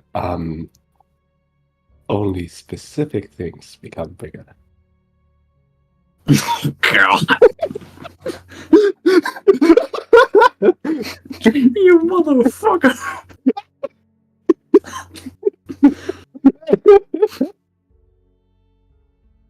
I do not recommend any of that. Oh, I can't make this katana go bigger, and pulls out the katana that Sinead gave him. I mean, if you make yourself bigger with it, you can. Oh, okay, I see. Thank you, Brock. I shall cherish this as long as I live. Remember, after 8 castings, I need to refill it. Noted. I'll remember to count. Alright. And he has now given him a necklace that can cast enlarge reduce 8 times. Woo! And he DM me that so I can write in my notes later. Yes, I Is will. this the everyone gives ask him Yeah. something? Yay. As it's feeling apparently. appreciated.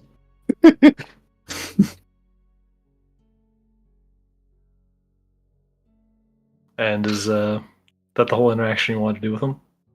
Yes, Word.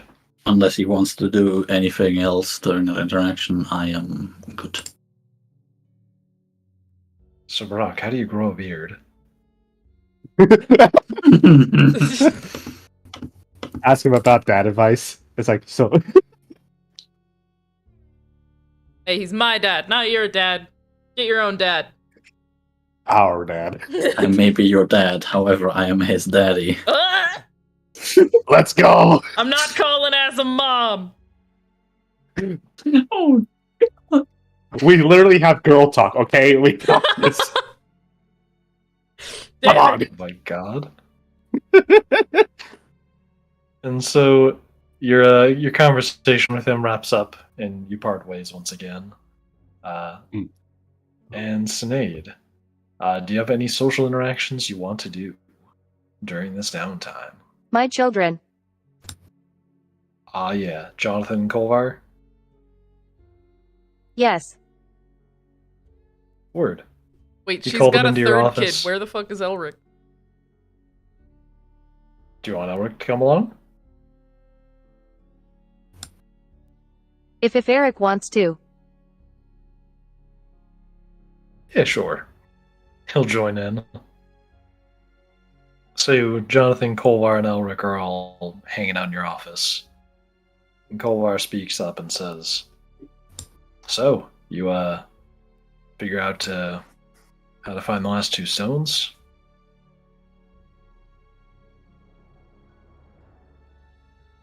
I have a vague idea.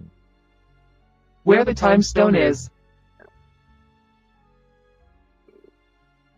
Alright, that's good news.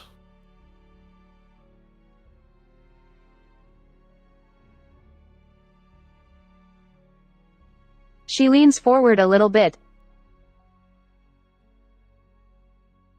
Call Barb. Yeah, what's up? I kind of know what happened. I just can't believe you tried to destroy it.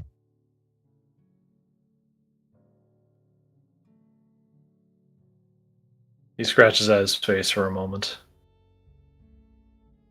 Care to elaborate? Time stone.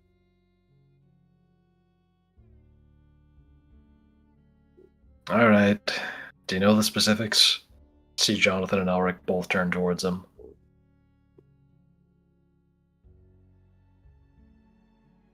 All I know is you were granted it.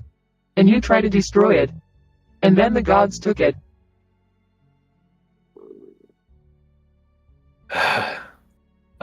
Really? You actually turned down one of those? Yeah, that's, seems like a bad thing. Alright, calm down. Look, it was a different time, I was a lot younger. Not to mention, I was still firmly under the impression having the stones around was a bad idea. And let's be real here, I wasn't exactly completely wrong on that, was I? Didn't exactly have that foresight, though. You know, that doesn't seem like it's been your strong suit.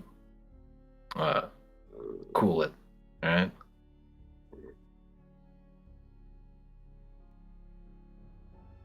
Anyways, I just want to have a nice time with all three of you.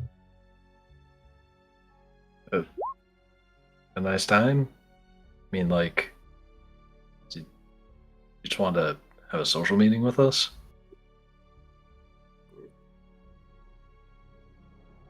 Well, yeah.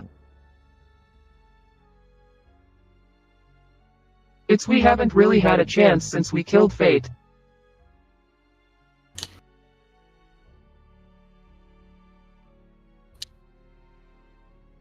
You see the three of them kind of look around at each other. Okay, sure. Did you want to, like, have lunch, dinner together? One of those? Oh, or we could play board games. Kolvar and I both look at Jonathan. We're gonna be a lot better than you at every board game in existence, Jonathan. Ouch. Okay, good point. At least let him win, you heartless We can have bastards. lunch, I just. What'd you say, Snade? I just with the whole state thing. I just. I know we don't have a lot of time left and I want to make up for lost time. Alright. Sure. After all, that's been basically the reason I've been staying here. Especially since I'm no longer tied up with Voirin and everything that was going on there. I should tell you all about that sometime, but maybe on a different occasion. What do you have in mind, Sinead?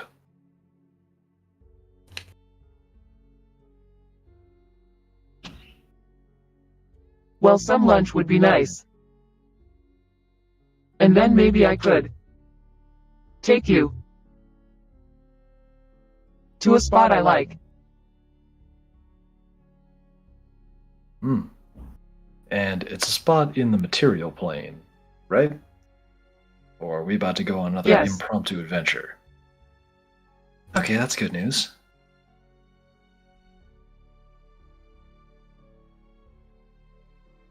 Did you plan on surprising us with what it is, or do you want to tell us now? Oh, it's just this hill. Kind of. On the edge of Solenwa. Silnors? You can kind of see all of the cities from it.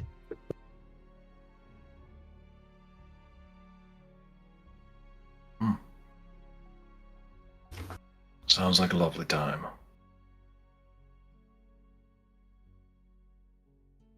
I had some. Chef's Packers a picnic lunch.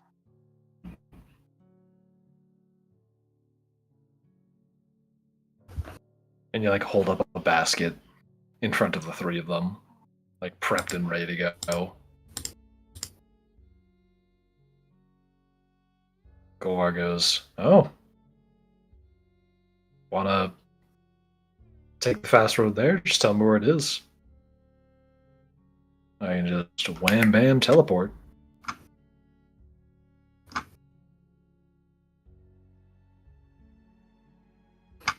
I mean, yeah, I can do that. Too. And the cube makes a portal.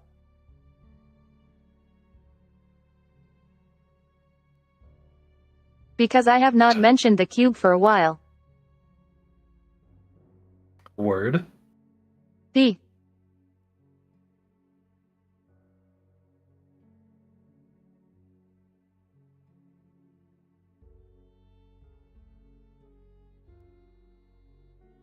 Well, this is the spot. And you open up a portal to the spot. And do you walk through it?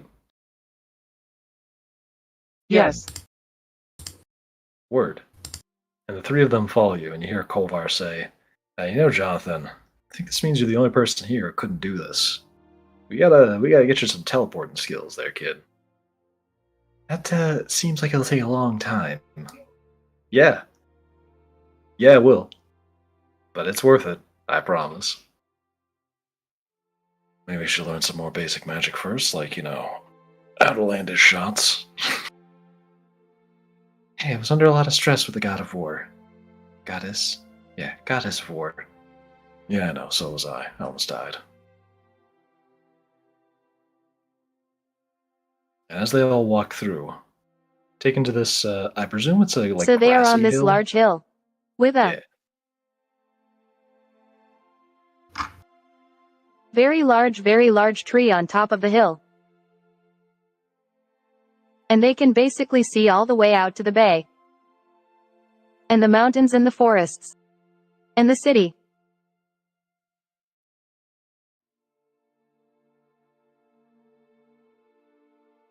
And that view is stunning.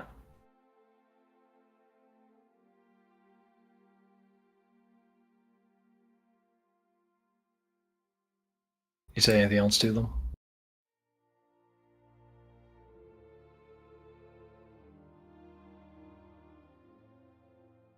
She kind of sits down and sighs a bit.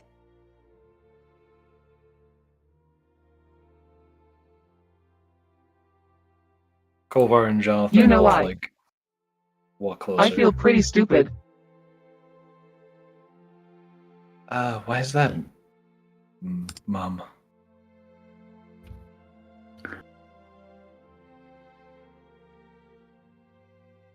Because all this time I could have just told you all. But now it feels like I'm making up for lost time and we don't have a lot of time left.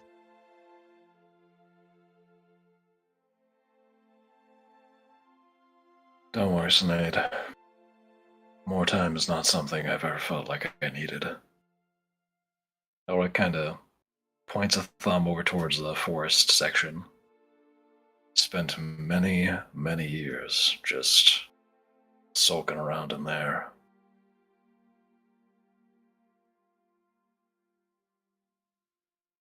A lot of the time I spent trying to avoid fate.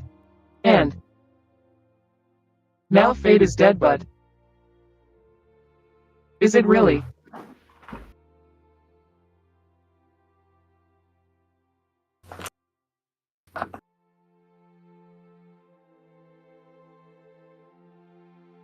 You mean, is he really? I don't think he had complete control over fate. Well, you got a point there. Some did seem wrong with the way you didn't understand what any of the denizens present were able to do. Me and Jonathan were able to surprise him. Shanti was able to surprise him. Yeah. Something's not sitting right with that. I think he was just a puppet in the situation. I think he's been manipulated this entire time. Good lord. The very idea that the god of fate was a puppet is a scary thing.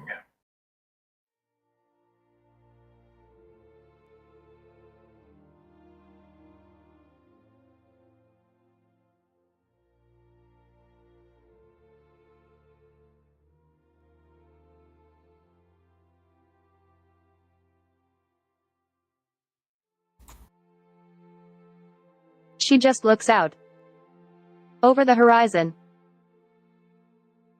and breathes slightly.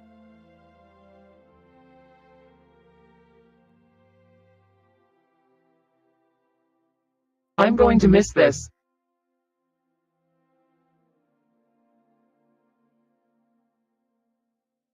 Well, it's not like it's going to be going anywhere. I mean, we literally just defeated the god of fate.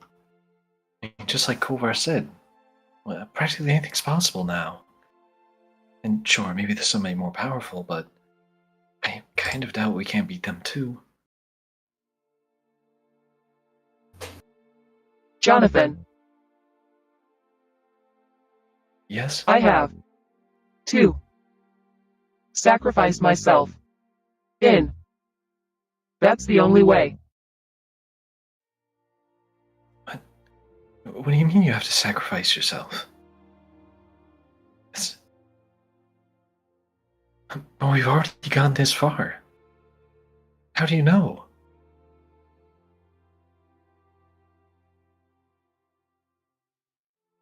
There's an order in order to balance the universe. I have to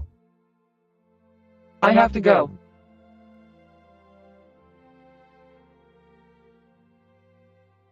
Yeah, kid, I'm pretty sure she might be right. All things considered, far up against, well, what's essentially an alternate version of her, but more powerful. She might be right. What? How? But we just killed the god of fate. Of course we can find a different way. Nothing's set in stone, literally now. This is a different beast, kid. I don't know what to tell you.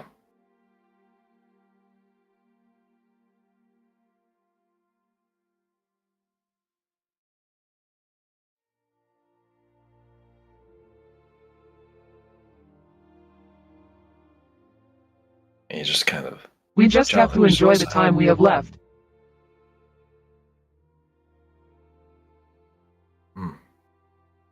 That's a good point, Sinead. I do know what to tell you, Jonathan.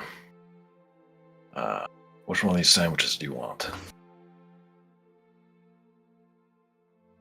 And Jonathan, though looking rather sad, he accepts one of the sandwiches. Like, Elric held out two of them. He picks up one. Well, still, one day, Mom, we're going to be standing back on this hill. I promise you that. Optimistic, aren't you, kid? That's what I've always liked about you.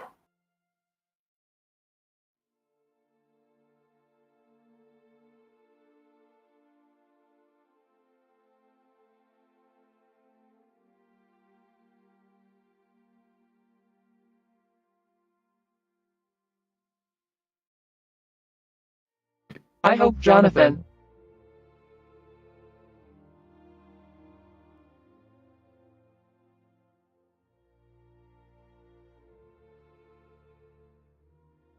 You know, I also hope for that. Anyway, let's eat. And Elric starts unwrapping something from inside the picnic basket. And he, like, hands something over to Kolvar, too, and reaches out a sandwich to you, Sinead. Basically, it is basically all their favorite foods. Hell yeah.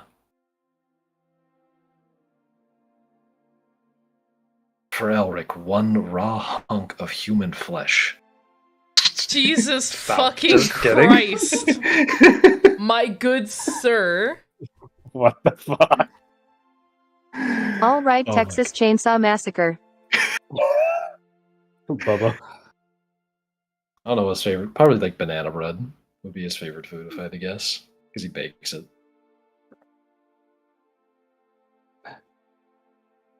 But anyway. And they all have a nice picnic on the hilltop looking over the four cities. Are you all done talking with your boys? We are done. Word. And now moving on to Shanti. Unless you had another social interaction to do with somebody else. I mean, I thought Elric fucked off, so that's why I was just like, oh yeah, I'm not gonna talk to him because he's not here. Surprise! He's here. Oh yeah, he's been here. And I don't know what to talk to him about, because Shanti may be good with words, but I am indeed the big stupid.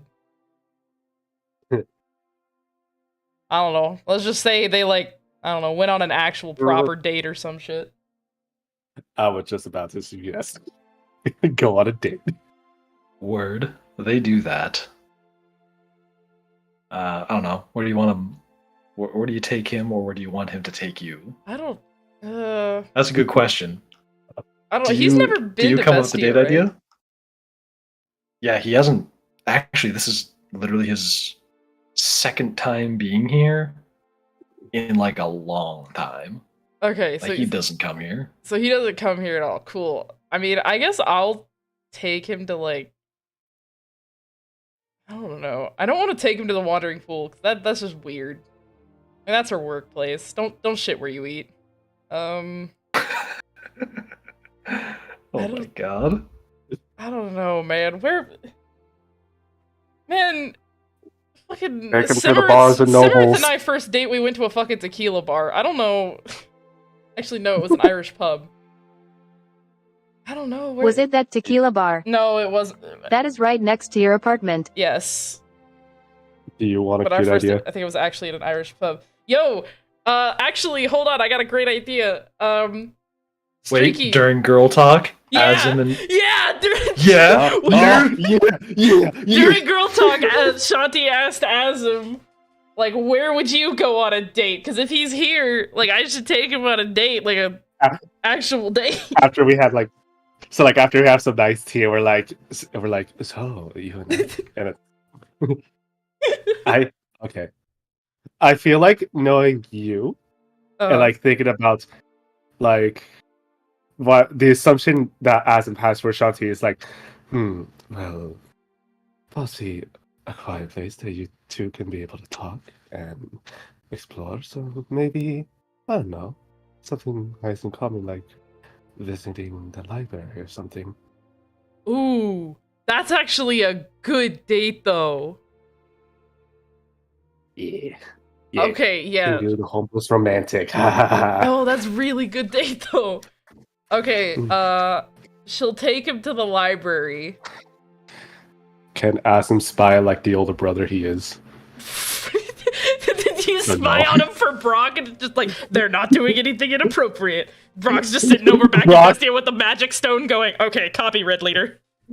Brock tells me to go and like spy on them. It's like, you make sure they don't do anything. I'm just like, as she is by now my daughter, I am not going to become dad. Dad mode activate, threatens Elric with scissors every time he comes by.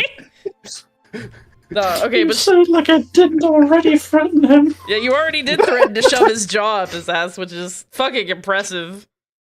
But yeah, she'll take him to the library and like, I guess, show him like her favorite books that are in there. Mm-hmm. That's good date stuff, right? Yeah, sure. You both reach over to grab Or maybe the even same to a book. museum or You got something. I don't chance. know. I just googled like fantasy book title generator to like find random book names.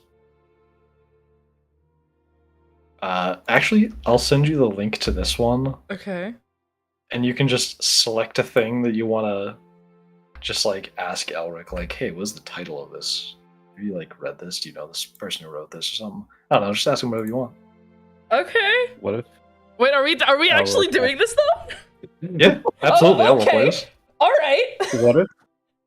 Okay, can I request we take a quick? quick break so I can mentally prepare?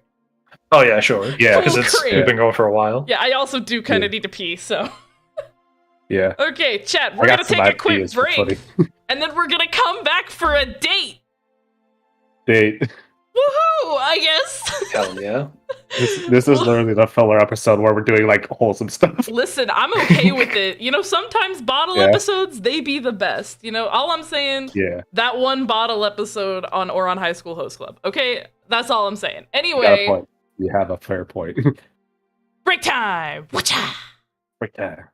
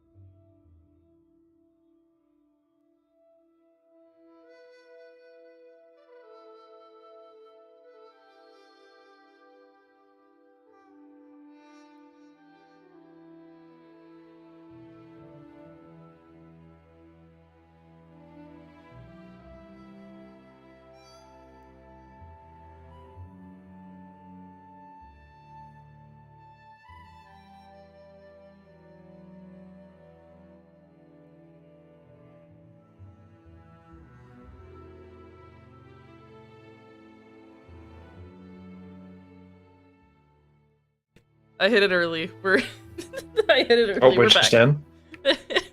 Hello, chat. We're back. That goes in the square hole. Oh, in the square is hole. Oh, No. the party teaching Acid about relationships. Oh no! You That's see right, this in the asm? It square goes hole. in the square hole. That one? No, that's the wrong one. Oh my god. Listen, I'm not saying that Acid doesn't know things, but he's an innocent boy. All he knows is to punch and kick. I need to teach him the ways. Teach me the ways. That ain't my job though. Somebody else give Asm the talk. Fucking Christ. Alright, So- Alright, let's do it! You arrive in the library with Elric, Mm-hmm. and you find a nice cozy spot nestled amongst some bookshelves, a private spot that you yourself knew of and frequent, from what I understand. Hell yeah. And he sits down next to you. He goes, "All right, so I actually think I know a few of the authors to some of these books. Really? I was probably around before plenty of them were actually written." Well then. And she'll dig through like the books that she grabbed. And she'll pull out kind of a little bit of a newer looking one that's not super tattered or anything. And she'll show it to him, and she's like, "What about this one? Roots of the Eternal?" If I'm not mistaken, he opens up the book. Yes. This is actually a kind of cookbook. Strange name for it, though. I remember the author. He was trying to make a recipe book specifically for making rations that last a very long time, or out of ingredients that don't perish. Honey is a really good example of Is that. it Kellogg? It's fucking Kellogg. This is Frosted Flakes. Fucking hell. No, he's not canon in this world. I don't like Kellogg. But anyway, he continues and goes, yeah, this book has actually been quite useful for a lot of people who struggled during famine to keep fresh food on the table. They could use food that doesn't go bad. Oh, okay. Interesting. And she'll flip through it to try and see some of the methods that the guy was talking about in the book, and she's kind of tilts her head at one of them and is just going, "This actually works?" Yeah, surprising. In fact, there's plenty of recipes in there that don't even need baking. You can just mix together some ingredients, let them dry, and you've got some good snacks. Huh. Might have to try that Although, one day. do keep in mind that there's a good chunk of that book which relies on the idea that you have a garden and you have them growing, for example, potatoes. You can just leave them in the ground until you need to harvest them for the most part. Huh. Maybe I should try to start a garden. Maybe. It's quite relaxing. You have one, don't you? I remember seeing one at your Yep. cabin. Indeed. Although technically the entirety of Selenor's is my garden. Technically. Technically. And she'll put that book aside and look through them again. And then she grabs one. Let's see. I'm looking at the thing you sent me. Oh, how about this one? And she pulls out one that kind of looks like a little bit older, a little bit more on the frayed edges on the binding. Giant of Fortune.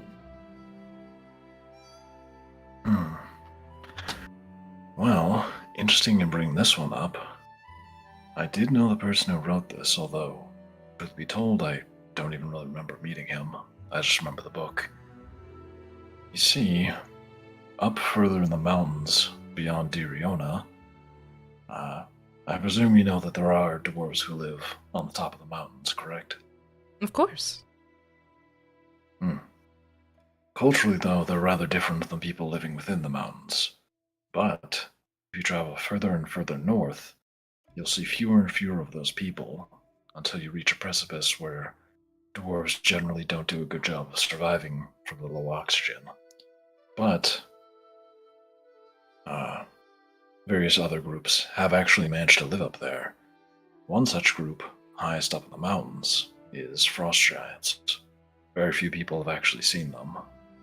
But, under the right circumstances, you can see some of their neighbors. And there's a few rumors that some people have seen giant people walking amongst the mountaintops, but it's usually quite cloudy and hard to differentiate them from the surface of the mountain. But on a good day, you can sometimes catch the dragons flying around the tops of mountains, way up north. So, dragons do actually live up there. Yeah? Huh. You know, if you'd Uh, told me that a few months ago, I probably would have been a bit scared, but now I'm not that frightened of a dragon. I was surprised to find out the only one you have to worry about is the one that was underneath the mountain.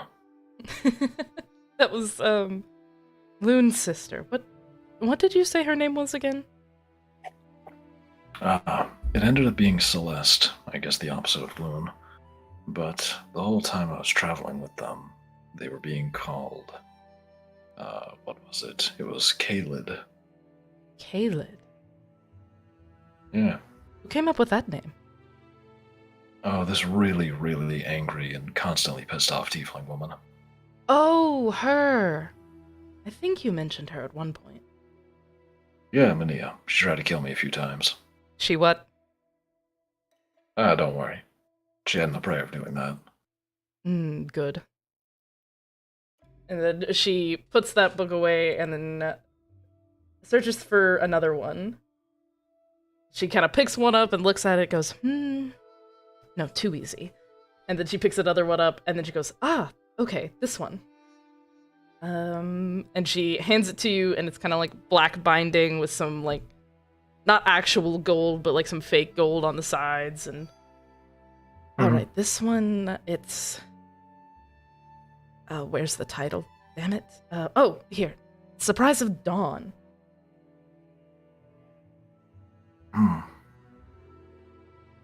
Let me see here. He's like looking the book over and he seems pretty confused. Surprise of Dawn. I'm a little bit stumped. It's on the tip of my tongue. Give me a second. Oh, wait. Oh. Yeah, this one.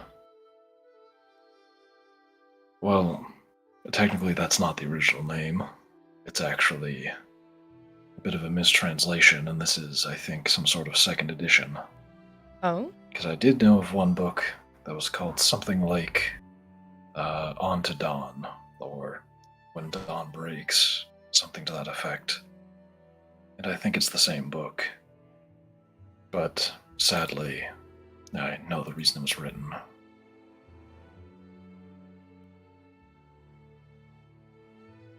Makeshift, please look at the DMs real quick. Did I say Breaking Dawn? No, you didn't, but... Oh, thank God. I thought I was about gonna it. say, did that Freudian slip get past me? No, it didn't, but I thought about it. Whew. Okay, sorry, Don't worry, that's a funny joke. Okay. Twilight. Sadly? And he continues, and yeah. He flicks through the book a little bit, and he gets like halfway through it. Then he flicks through a few more pages, a few more, and he pauses on one, and he runs his finger down it and points at a drawing in the middle of the book. And he like slides it over to you, and you see an image that looks to be a drawing of like a forest with some sort of tall humanoid figure standing among it. with like big old eyes, and it seems to be like a sort of artistic rendition of a creature that seems to like stand among trees and be as tall as them, but it's like more artistic, not photorealistic. Oh. Yeah. From what I understand, this is the accounts of a few different soldiers from Diriona back during their war with Selenors. She kind of looks at him and then looks back at the book and goes, well, it's not entirely accurate now, is it? I did say this is second edition, or I don't know, maybe third. She's gonna flip to the front of the book and see if it says, if it's, like, which edition it is. It says like 4th edition. Oh, it's the 4th edition. Well, no wonder it doesn't look right. Hang on, I might be able to find the correct one. He like turns and he looks at one of the bookshelves and he's like, this title right? and he like reaches up for one. I think this is it. And he like looks back over his shoulder with his hand still up and he's like, one more time. What was the title? Shit, I already clicked away from it. She hands the book back to it, or she like holds the front of the book up and just goes, something of the dawn? He looks at it and reads it again, and as you're holding the book up to him and he has his hand like hovering in place, you see the book that he was going to reach for, it like slides away quietly. And a different book slides into its place very quietly. And you see that while he's still looking at the title of the book that you're showing him. And as you look between the shelves of the books, that like little bit of space, like between the tops of the books and the shelves above them, you see Azim like glancing through the shelves and he gives like a little thumbs up. And then he like scurries away. Shanti kind of stares at him for a second with like slight open mouth, like, what the fuck is going on? He's, if y'all remember that, like, How to Train Your Dragons meme, is that, is that? Oh, it's fucking hiccups. Yeah, the hiccups. I was like. She's just like almost too stunned to say anything. She just kind of stares at him for a second with an almost like, what the fuck are you doing kind of expression on her face. And Elric's still like focused in on the book, and like he grabs the book that his hand was reaching for and pulls it, and he looks at it for a moment, and he goes, Oh, wait a second. Beauty and the Beastly. What? and he looks at the back of the book. Okay. Was this there before? What am I? And he opens up the cover and like starts reading it a little bit. Let's see. The story of a young maiden and the beast she fell in love with? What? Do they keep these kind of books here? Not usually. And she kind of holds her hands out to see it. And she's like, if this is what I fucking think it is, I swear to God, I'm gonna kill him.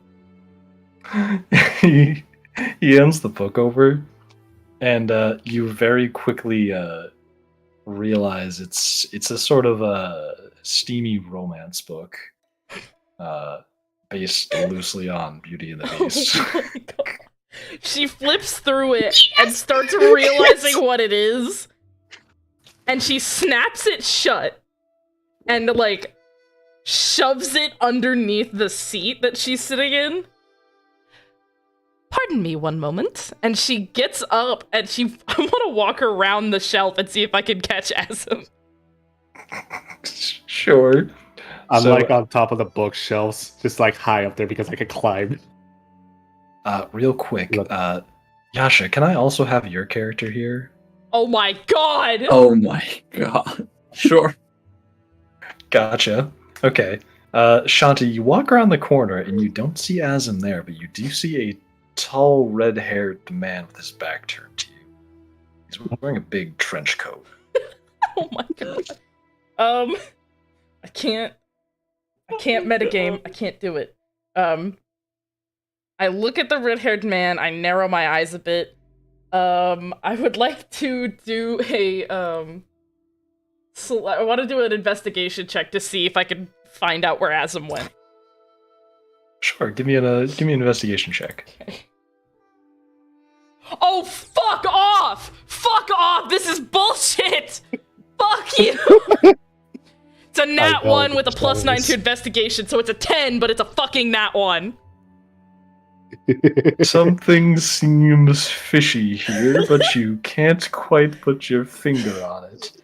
As you, like, look around the room, scanning for Azim, and, like, as your back is turned, the trenchcoat man, like, turns to look towards you, and then Brock, like, quickly, like, taps at, like, his waist and goes, like, no, Frank. He turns back around, because he's sitting on Azim's shoulders. Oh my god.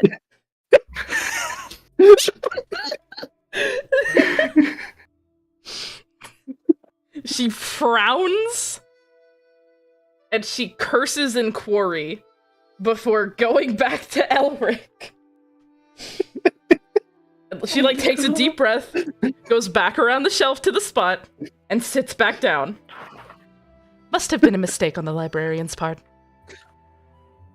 Oh yeah, I could have sworn there was some sort of name to the organizational scheme of these things. I never asked the one elf who lived in the Silnor's library, or worked at the Silnor's library. I don't think he lives there.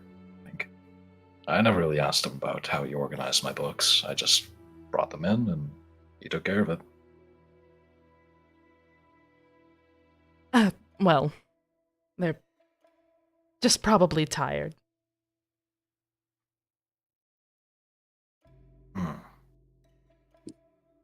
Anyway, and she wants to change the subject immediately.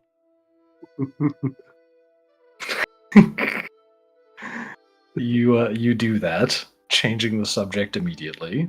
She hands him another book, one that seems to have like a what's an emboss of like a plant on the front cover. It says this one is called Please Give Me a Name That Works. The fucking generator's not working with me, hold on. My god. These all sound like fucking bad names. Oh my god.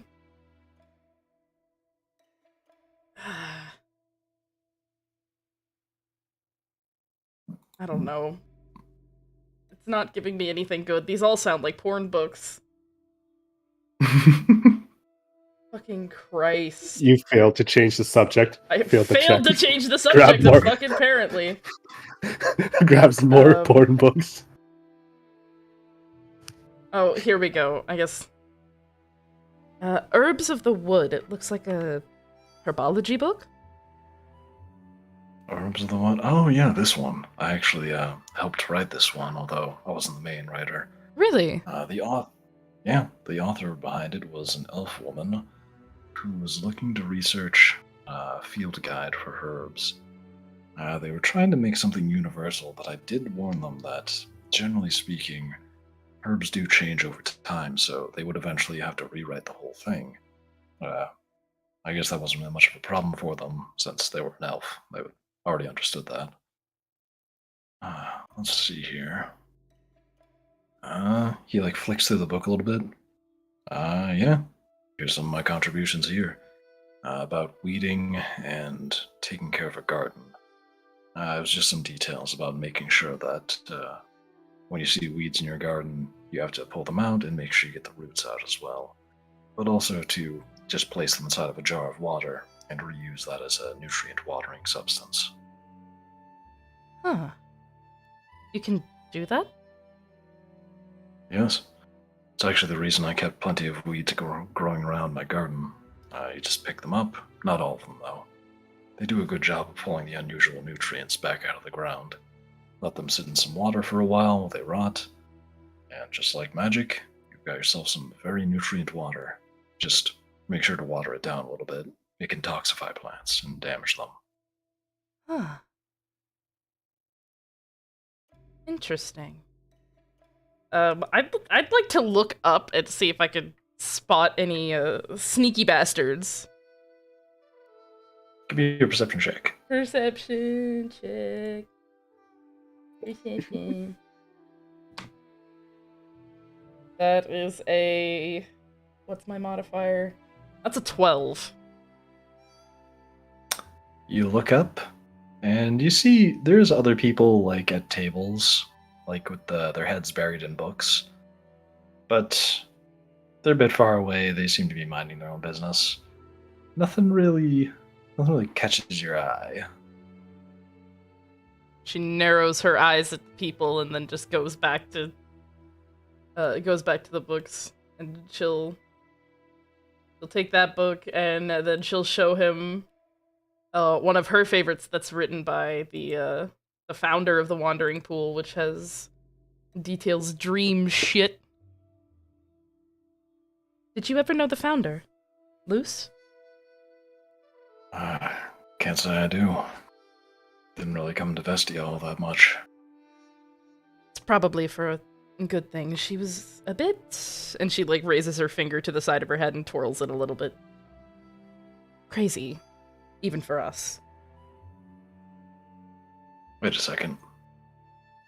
Luce is in... He scratches his chin for a moment. Wait a second.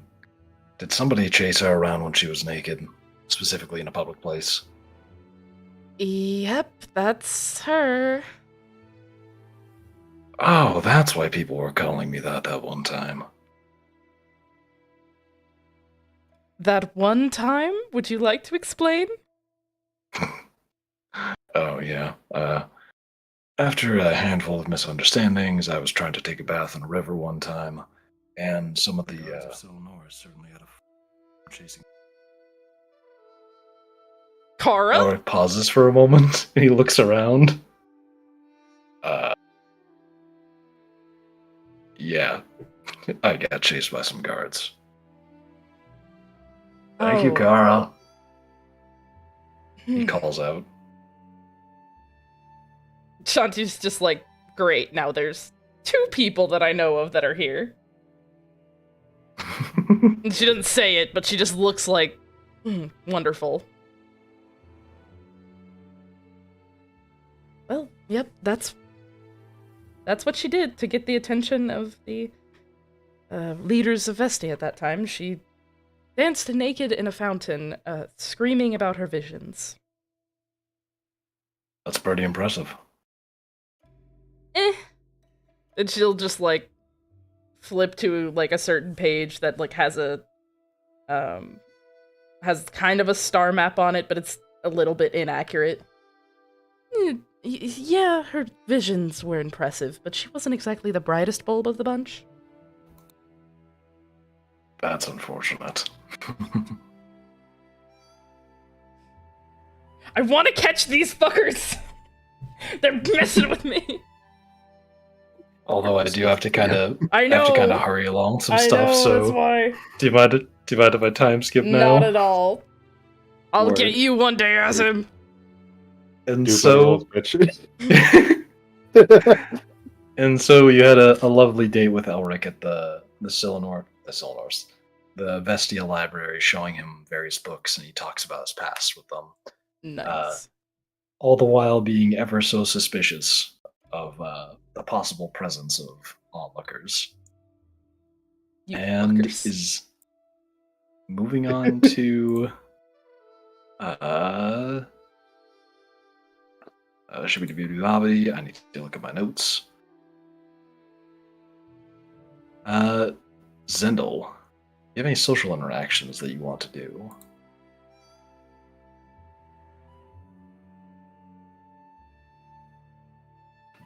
Wake up, Jeff. It's time to play. I know. He's meditating. I was waiting for Zendel.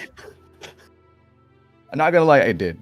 Pass He was out. cleaning his spear. It was a lot of roleplay, like 2 hours. A lot of rope. I was like, oh yeah, it's gonna last a week. Oh god, it did last a week.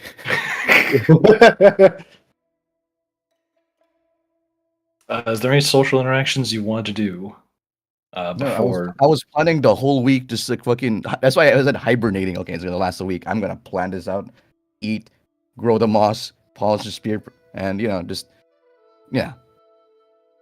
So no, you guys had a boy girl night out, spa spring date, and I was like A boy girl gathering night moss out. there, playing a dirt house and mossy cobblestone in the forest. While you studied the art of date, I studied the moss. And I studied Exactly. the moss. The joke I wanted to make. You went out for shopping. I studied the moss. It's kind of mossy. I studied the spear. Word. So amidst your very mossy meditation, after a few days, you hear a knock on your door, and like somebody starts to step through. They go, "Hey, Zendel, you in here? Oh, what the? Please come in. Good You are- lord, Zendel. This room looks like an ecotarium. Correct.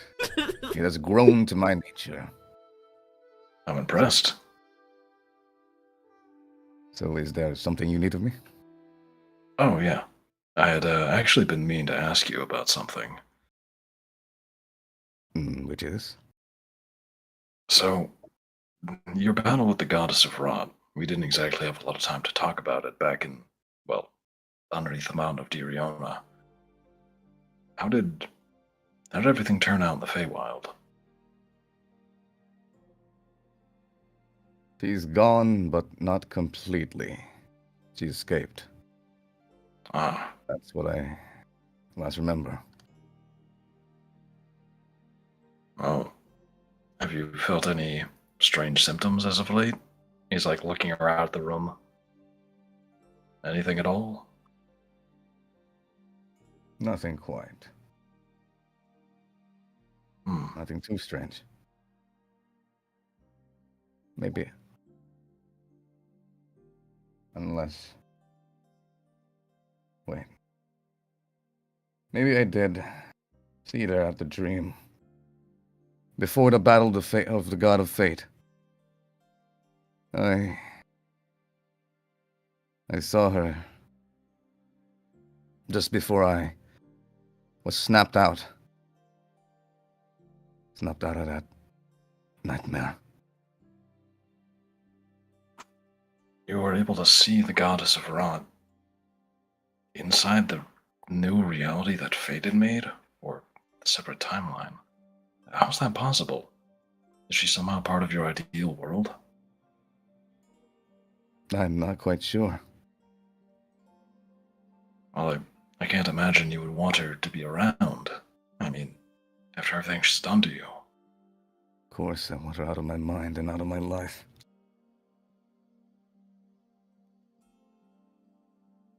If anything, these past few months have been quite enjoyable. But old things like to come back and haunt me. That's still so perplexing. How is she able to reach you at that point? I Still suppose she trying to figure that out. might have some sort of connection to you still. Are you sure you haven't been showing any sort of symptoms of anything lately?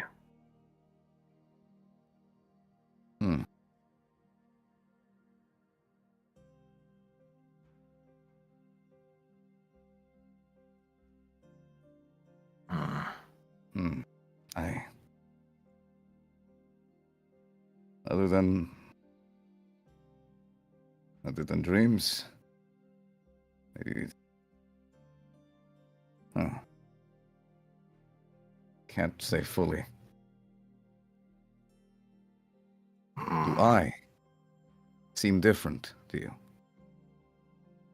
Well, quite Since frankly, our first meeting. He looks at the spear on your back, and he like looks you over. well, aside from the new outfit, I like the cape, by the way. Thanks. The spear you've been wielding. It is. Well, at first I thought it was just your connection to the spear itself, but I'm starting to think it might be linked. Well,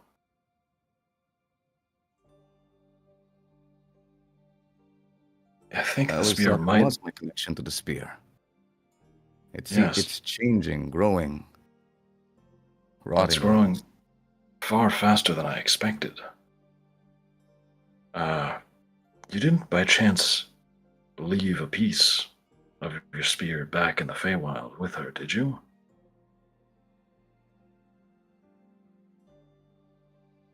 That. I think a part of it was left in the tree as I stabbed through it, through her. A part of it was left in the tree? Yes, a shard. Perhaps. Ah, My memory is Damn. quite fuzzy, but I think that might be true. He glances at the spear. are you sure? It doesn't look like there's any damage to it that's been broken off.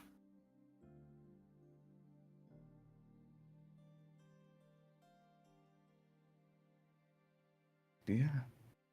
Wait, no. Marilla's knife. Wait, Right. Her dagger. her dagger? The entire thing? Entire thing was left on that world tree. You see Elric have like his jaw drop for a moment. We forgot. We forgot. The dagger was there. She left a dagger made from the world tree.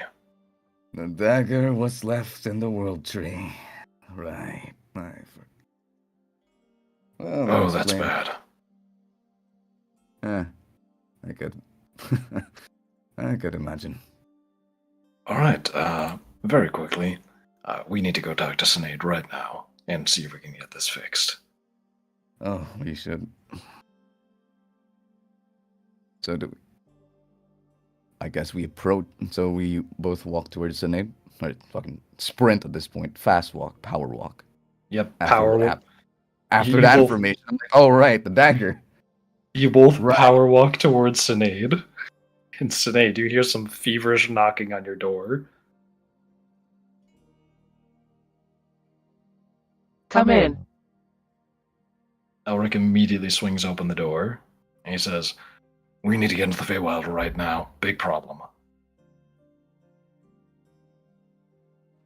What's happening? I need backup. Anybody you can spare would be great. But more importantly, a piece of the world tree that was created by Laverton got left inside the Gods of Rot's tree. Got the dagger. I really That's wanted bad. the dagger.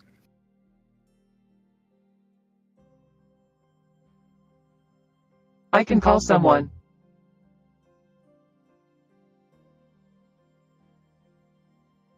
Perfect. We're rumored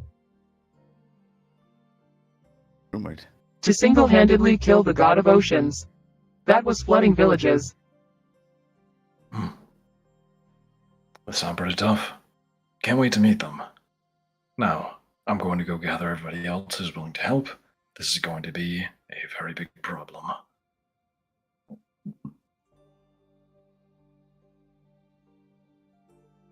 Good luck. And Elric does that, leaving the room. And Elric then makes his rounds, basically just telling all of you the quick spark notes of everything that's going on right now, and then asking, like, if you're up to it, I'm gonna need help. Well, you know, Shanti agrees. It's kind of sassy for a second there. You know, Shanti agrees, but you know, like it's not really that important. You know, there's some Oh, collateral. it's world not ending like that. dagger. It's more like, hey, you know, she's gonna agree if he's asking. No, I'm just fucking with you. You better be fucking with me, bro. You better be fucking with me, bro. I'll transform into Stone know. Cold Steve Autism. Let's do this. All right, is everybody else coming? Cold. Yep. Yeah. Great. Word. And so everybody is assembled. And now, Well, what else? you all meet Wait. up in. Oh.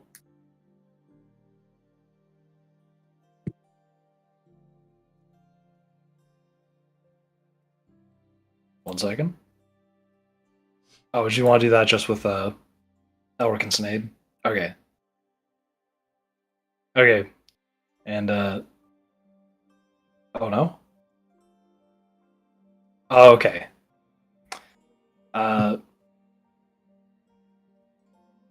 Before Elric reaches you, Brock, though. This is before they, right? Okay, yeah. Before Elric reaches you, though, somebody meets you in your workshop near Oh, like the end of the week, and it's they're a drow right now, right?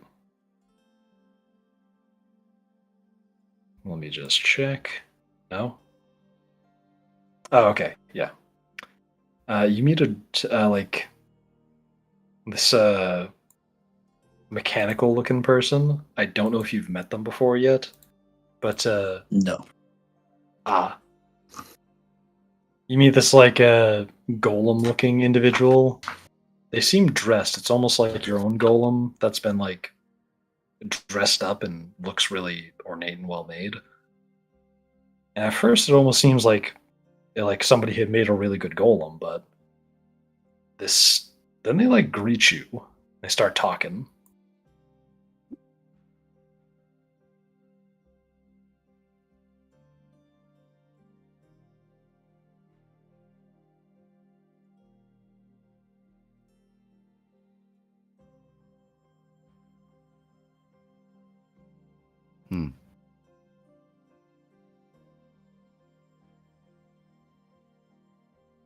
Just, I'm waiting for Mars. I was gonna say they might be saying something really long. Yep.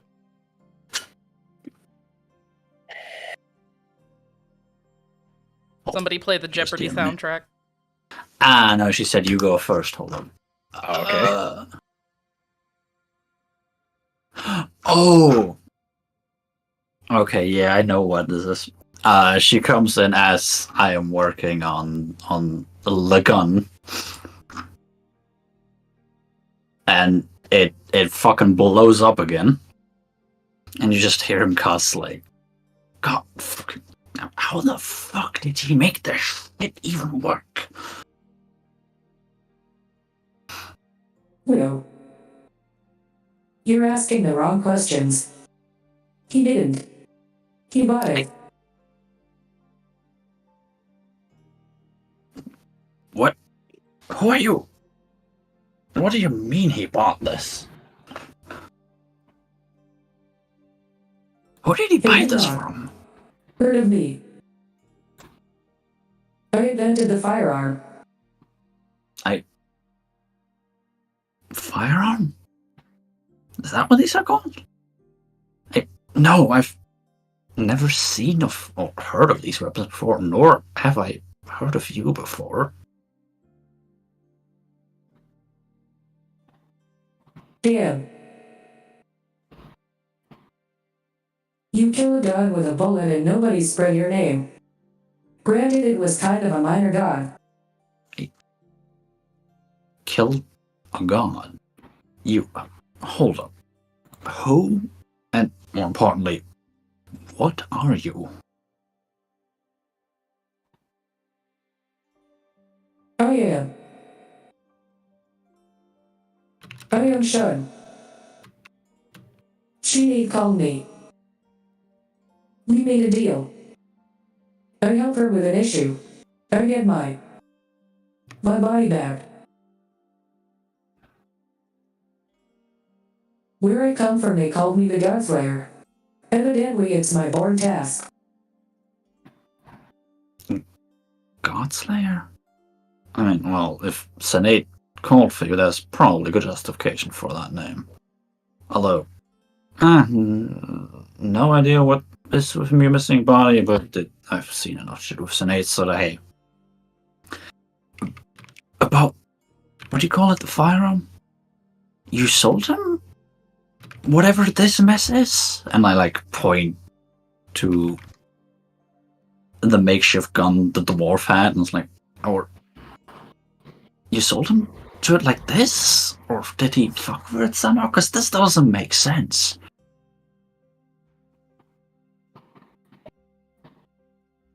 Let me see it. You probably tried to create the thing I told him you'd end up killing yourself if you tried.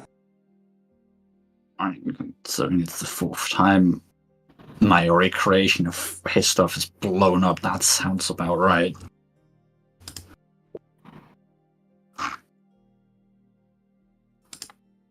Hand it here.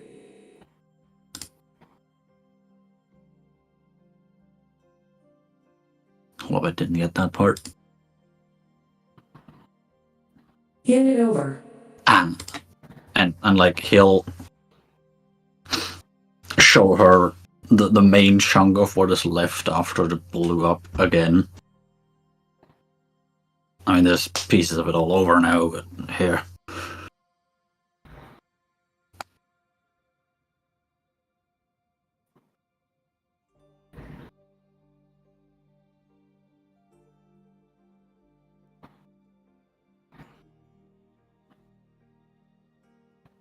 So you have a lot of issues here. The barrel shape is all fucked up. The firing pin is in the wrong spot. You have rifling. And you're not even making the bullets correctly.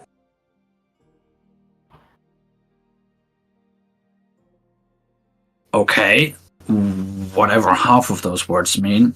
And he looks at it again and looks at the parts she was pointing. It's like, so what you're telling me is this is all fucked apart from the concept.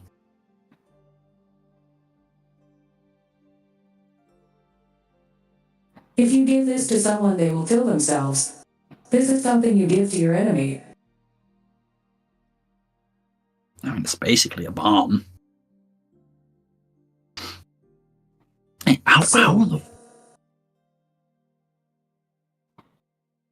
You're not supposed to put the gunpowder into the gun.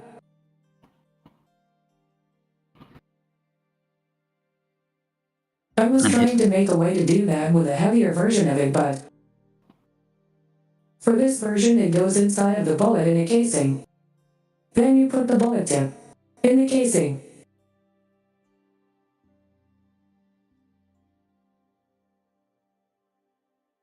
Okay. And he look at the trigger and it's like, but does it also mean you wouldn't need an ignition though? In every casing. That is what the firing pin is. That's why it's in such a weird spot.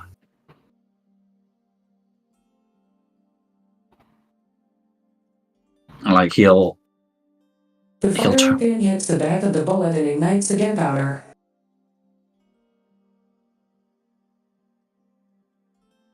And he was trying to make it spark. No, it just has... Oh, God. What do you use for the ignition, though? I'm assuming just a little bit of... Hold on, what the fuck was it called? I had this researched. I don't think it's just flint, but I'm going to say flint.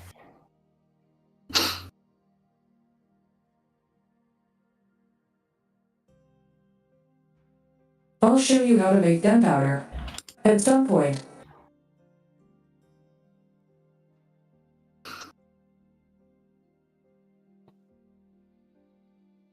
That will be... I mean, the powder itself, we can get that.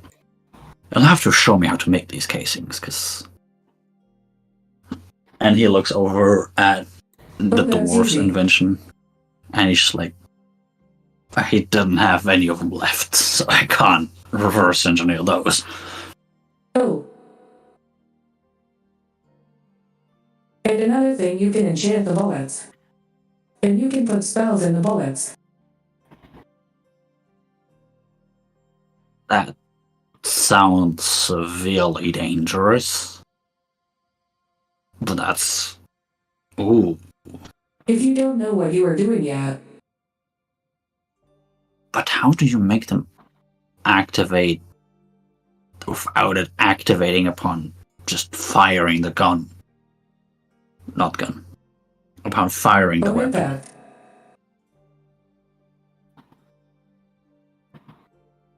I mean, yeah, but the acceleration itself You is put it enough in the bullet force. itself, and when the bullet strikes something, it activates the spell.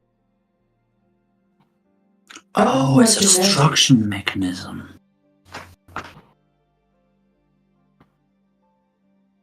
Not just...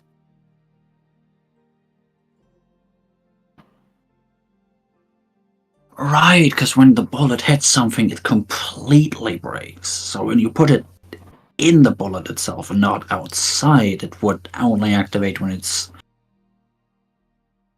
exposed.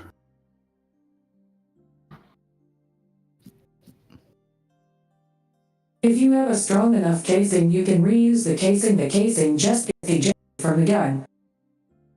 The bullet tip, though, it gets destroyed pretty much.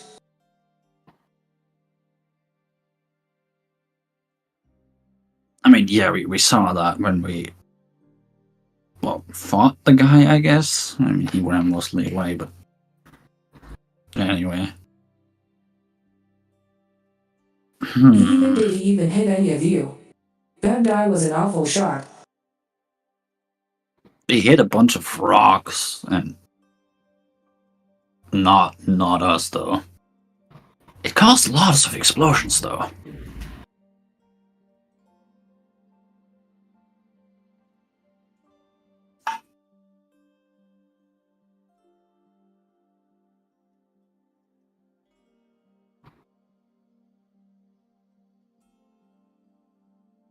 I tried to give him a training course and he didn't want to pay any extra, so I just sold him the bullets, sold him the gun. I'm surprised he didn't get himself killed.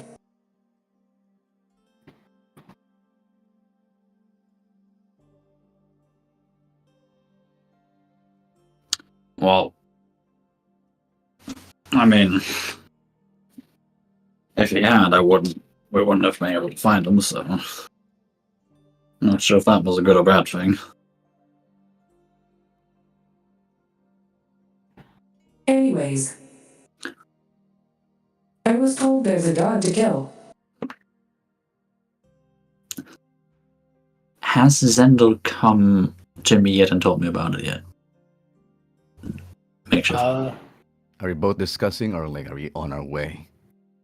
I think he would be about to be on his way, like right now, to tell you about it. Okay. Wait. Another god to kill? Suit up. We didn't technically finish off the goddess of rot. Something about a goddess of fraud in a tree. Someone left a dagger at that world tree. And Um, that might, possibly, be what the goddess is using. It's a connection. Wait. Oh, that was when you were in the Feywild, wasn't it? Yeah, remember now? Because I forgot. I mean, I wasn't there, so... No, right, you weren't. The world trees and the... Oh, God, yeah, I can see how that's bad. It's very bad. Very, very bad. So who's this? What was your name again? Sure. Huh? Human, but... Wonder... And what are you here for?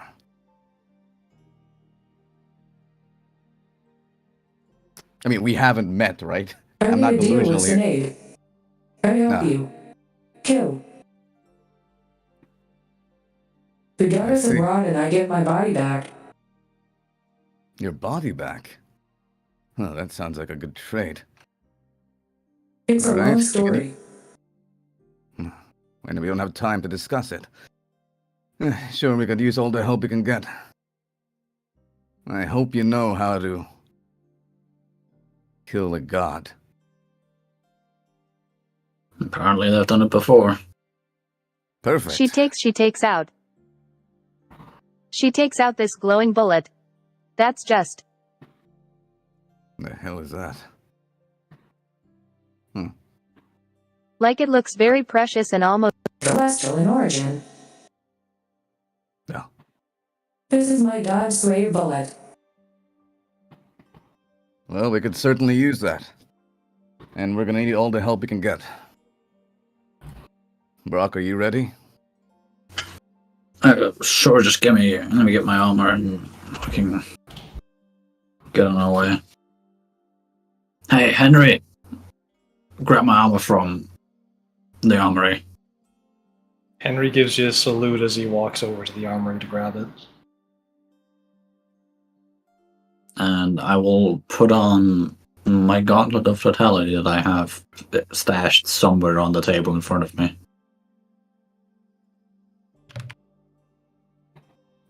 Word. And you put on your armor and that gauntlet. And you're now ready to roll.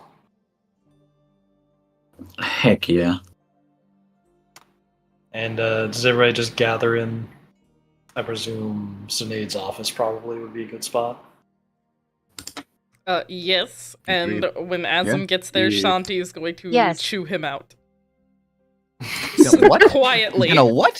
She's going to quietly. I don't know how to explain that phrase. Who him out? What do you say? Chew him out. Chew What him the out. fuck were you doing in the library, bitch? Yeah, she's basically gonna confront him quietly so that no one else hears.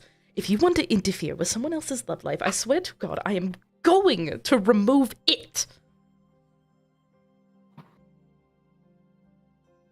Oh my. Oh, come on. As I'm just like whispers to you, it's like, oh, come on. I just want to make sure you're safe. It's like, of course I am safe. And that book trick that you played? I thought it would be an interesting read. You are so lucky that I like you, or Alright. else you would get it. Sinead, Oh no.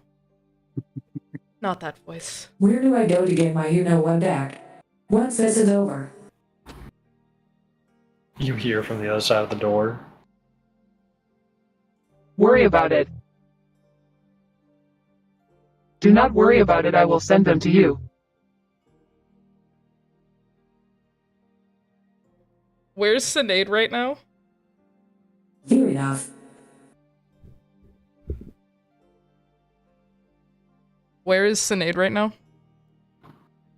In our office, and you guys are like in the Okay, hallway right so now. I can. Oh, okay, so yeah, okay. It's gonna be like shit, Sinead. Please don't make me work with her. Everybody. This is Shun. We've met. Been acquainted. Just now.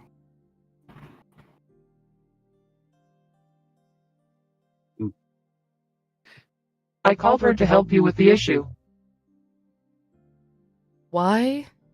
Exactly? She is kind of an expert at Oh, right. killing gods like you all. Shanti, remember the dagger that was left in the world tree?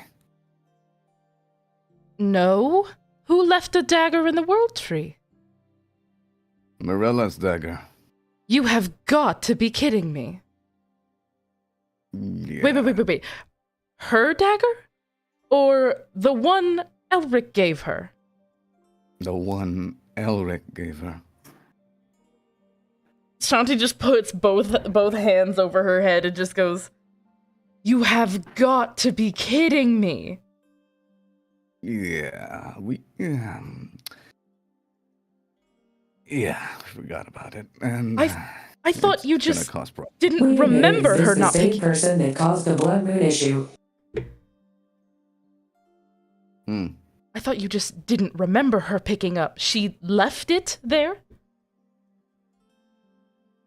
Well, I didn't.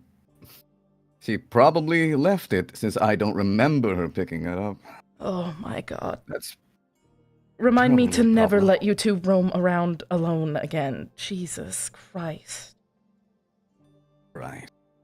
Well, there's no sense in Anyway. worrying about it now. We His can at least percent. We're We can at assembling least up for use that it. expedition to the Feyworld again. The We can- Feyworlds.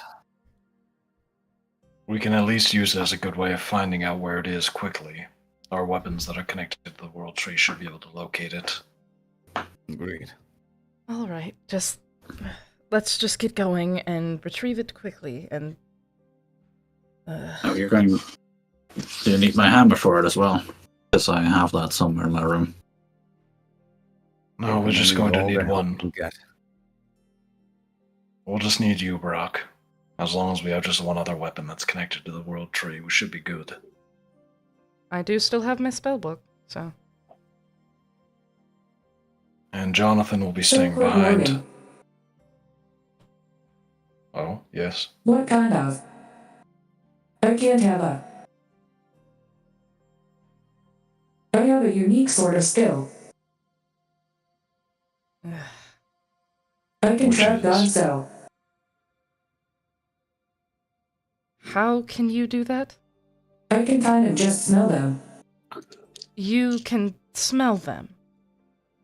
Shanti kind of looks Shun up and And down. she kind of just looks at you all. You know what? I'm not even going to ask how that's possible. Can we just go get whatever we're doing? Can we go do it quickly? Good thinking, Shanti. Jonathan's going to be staying behind to train with Kovar. He's got a lot to learn still. No better teacher than him. Now then, time to take the fast road. And you see, Elric just opens up a portal when he points Hardwood at one of the nearby walls. A glowing green portal opens up to a pretty dreary-looking imagery, like not very vibrant colors, a lot more like browns and reds on the other side. And he immediately walks through. God damn. When you said fast road, I was thinking the DeLorean from Back to the Future, but that works too. Like, anyway, do we step through? No? Is everyone ready? Ready? Yep. All right. Word. I'm Feywild, ready go. to fuck. You all step through into the more decrepit and rotted area of the Feywild, and the stink of it starting to waft towards you. And as you step through the portal, you see that the Feywild around you has become deeply corroded. You're in this region that Zendel you recognize immediately as this heavily rotted zone. Okay. Whereas everybody else is kind of new to you. This isn't the vibrant place that Elric had showed you before, but rather this crimson, deeply unnatural-looking, rotted region. And at this point, I should ask, I have a combat section prepared, but it would take a good amount of time since it's combat in 5e. Do you all want to end the session there, or keep Continue going? it, yeah. We end it here and continue it from this be a I was- good time. I was gonna say, this feels like a good breaking point to just do the combat at the start of next session. Oh, it will, It's fine by me. for sure. Yeah. Well, that would mean there's 2 combats next session. Yeah, that's fine. I mean, the session before this one, the whole thing was like combat. Yeah. Fine by me. Yeah. Word? Hell yeah. Yeah, Yeah, because great it's plan, getting kind of right? late, and I'm getting very tired from voice Oh, no, acting all we- these oh, characters. Yeah, no, fair. I know how long combat takes, and this is the best time we do it next week. Yeah. I kind of agree. Yeah.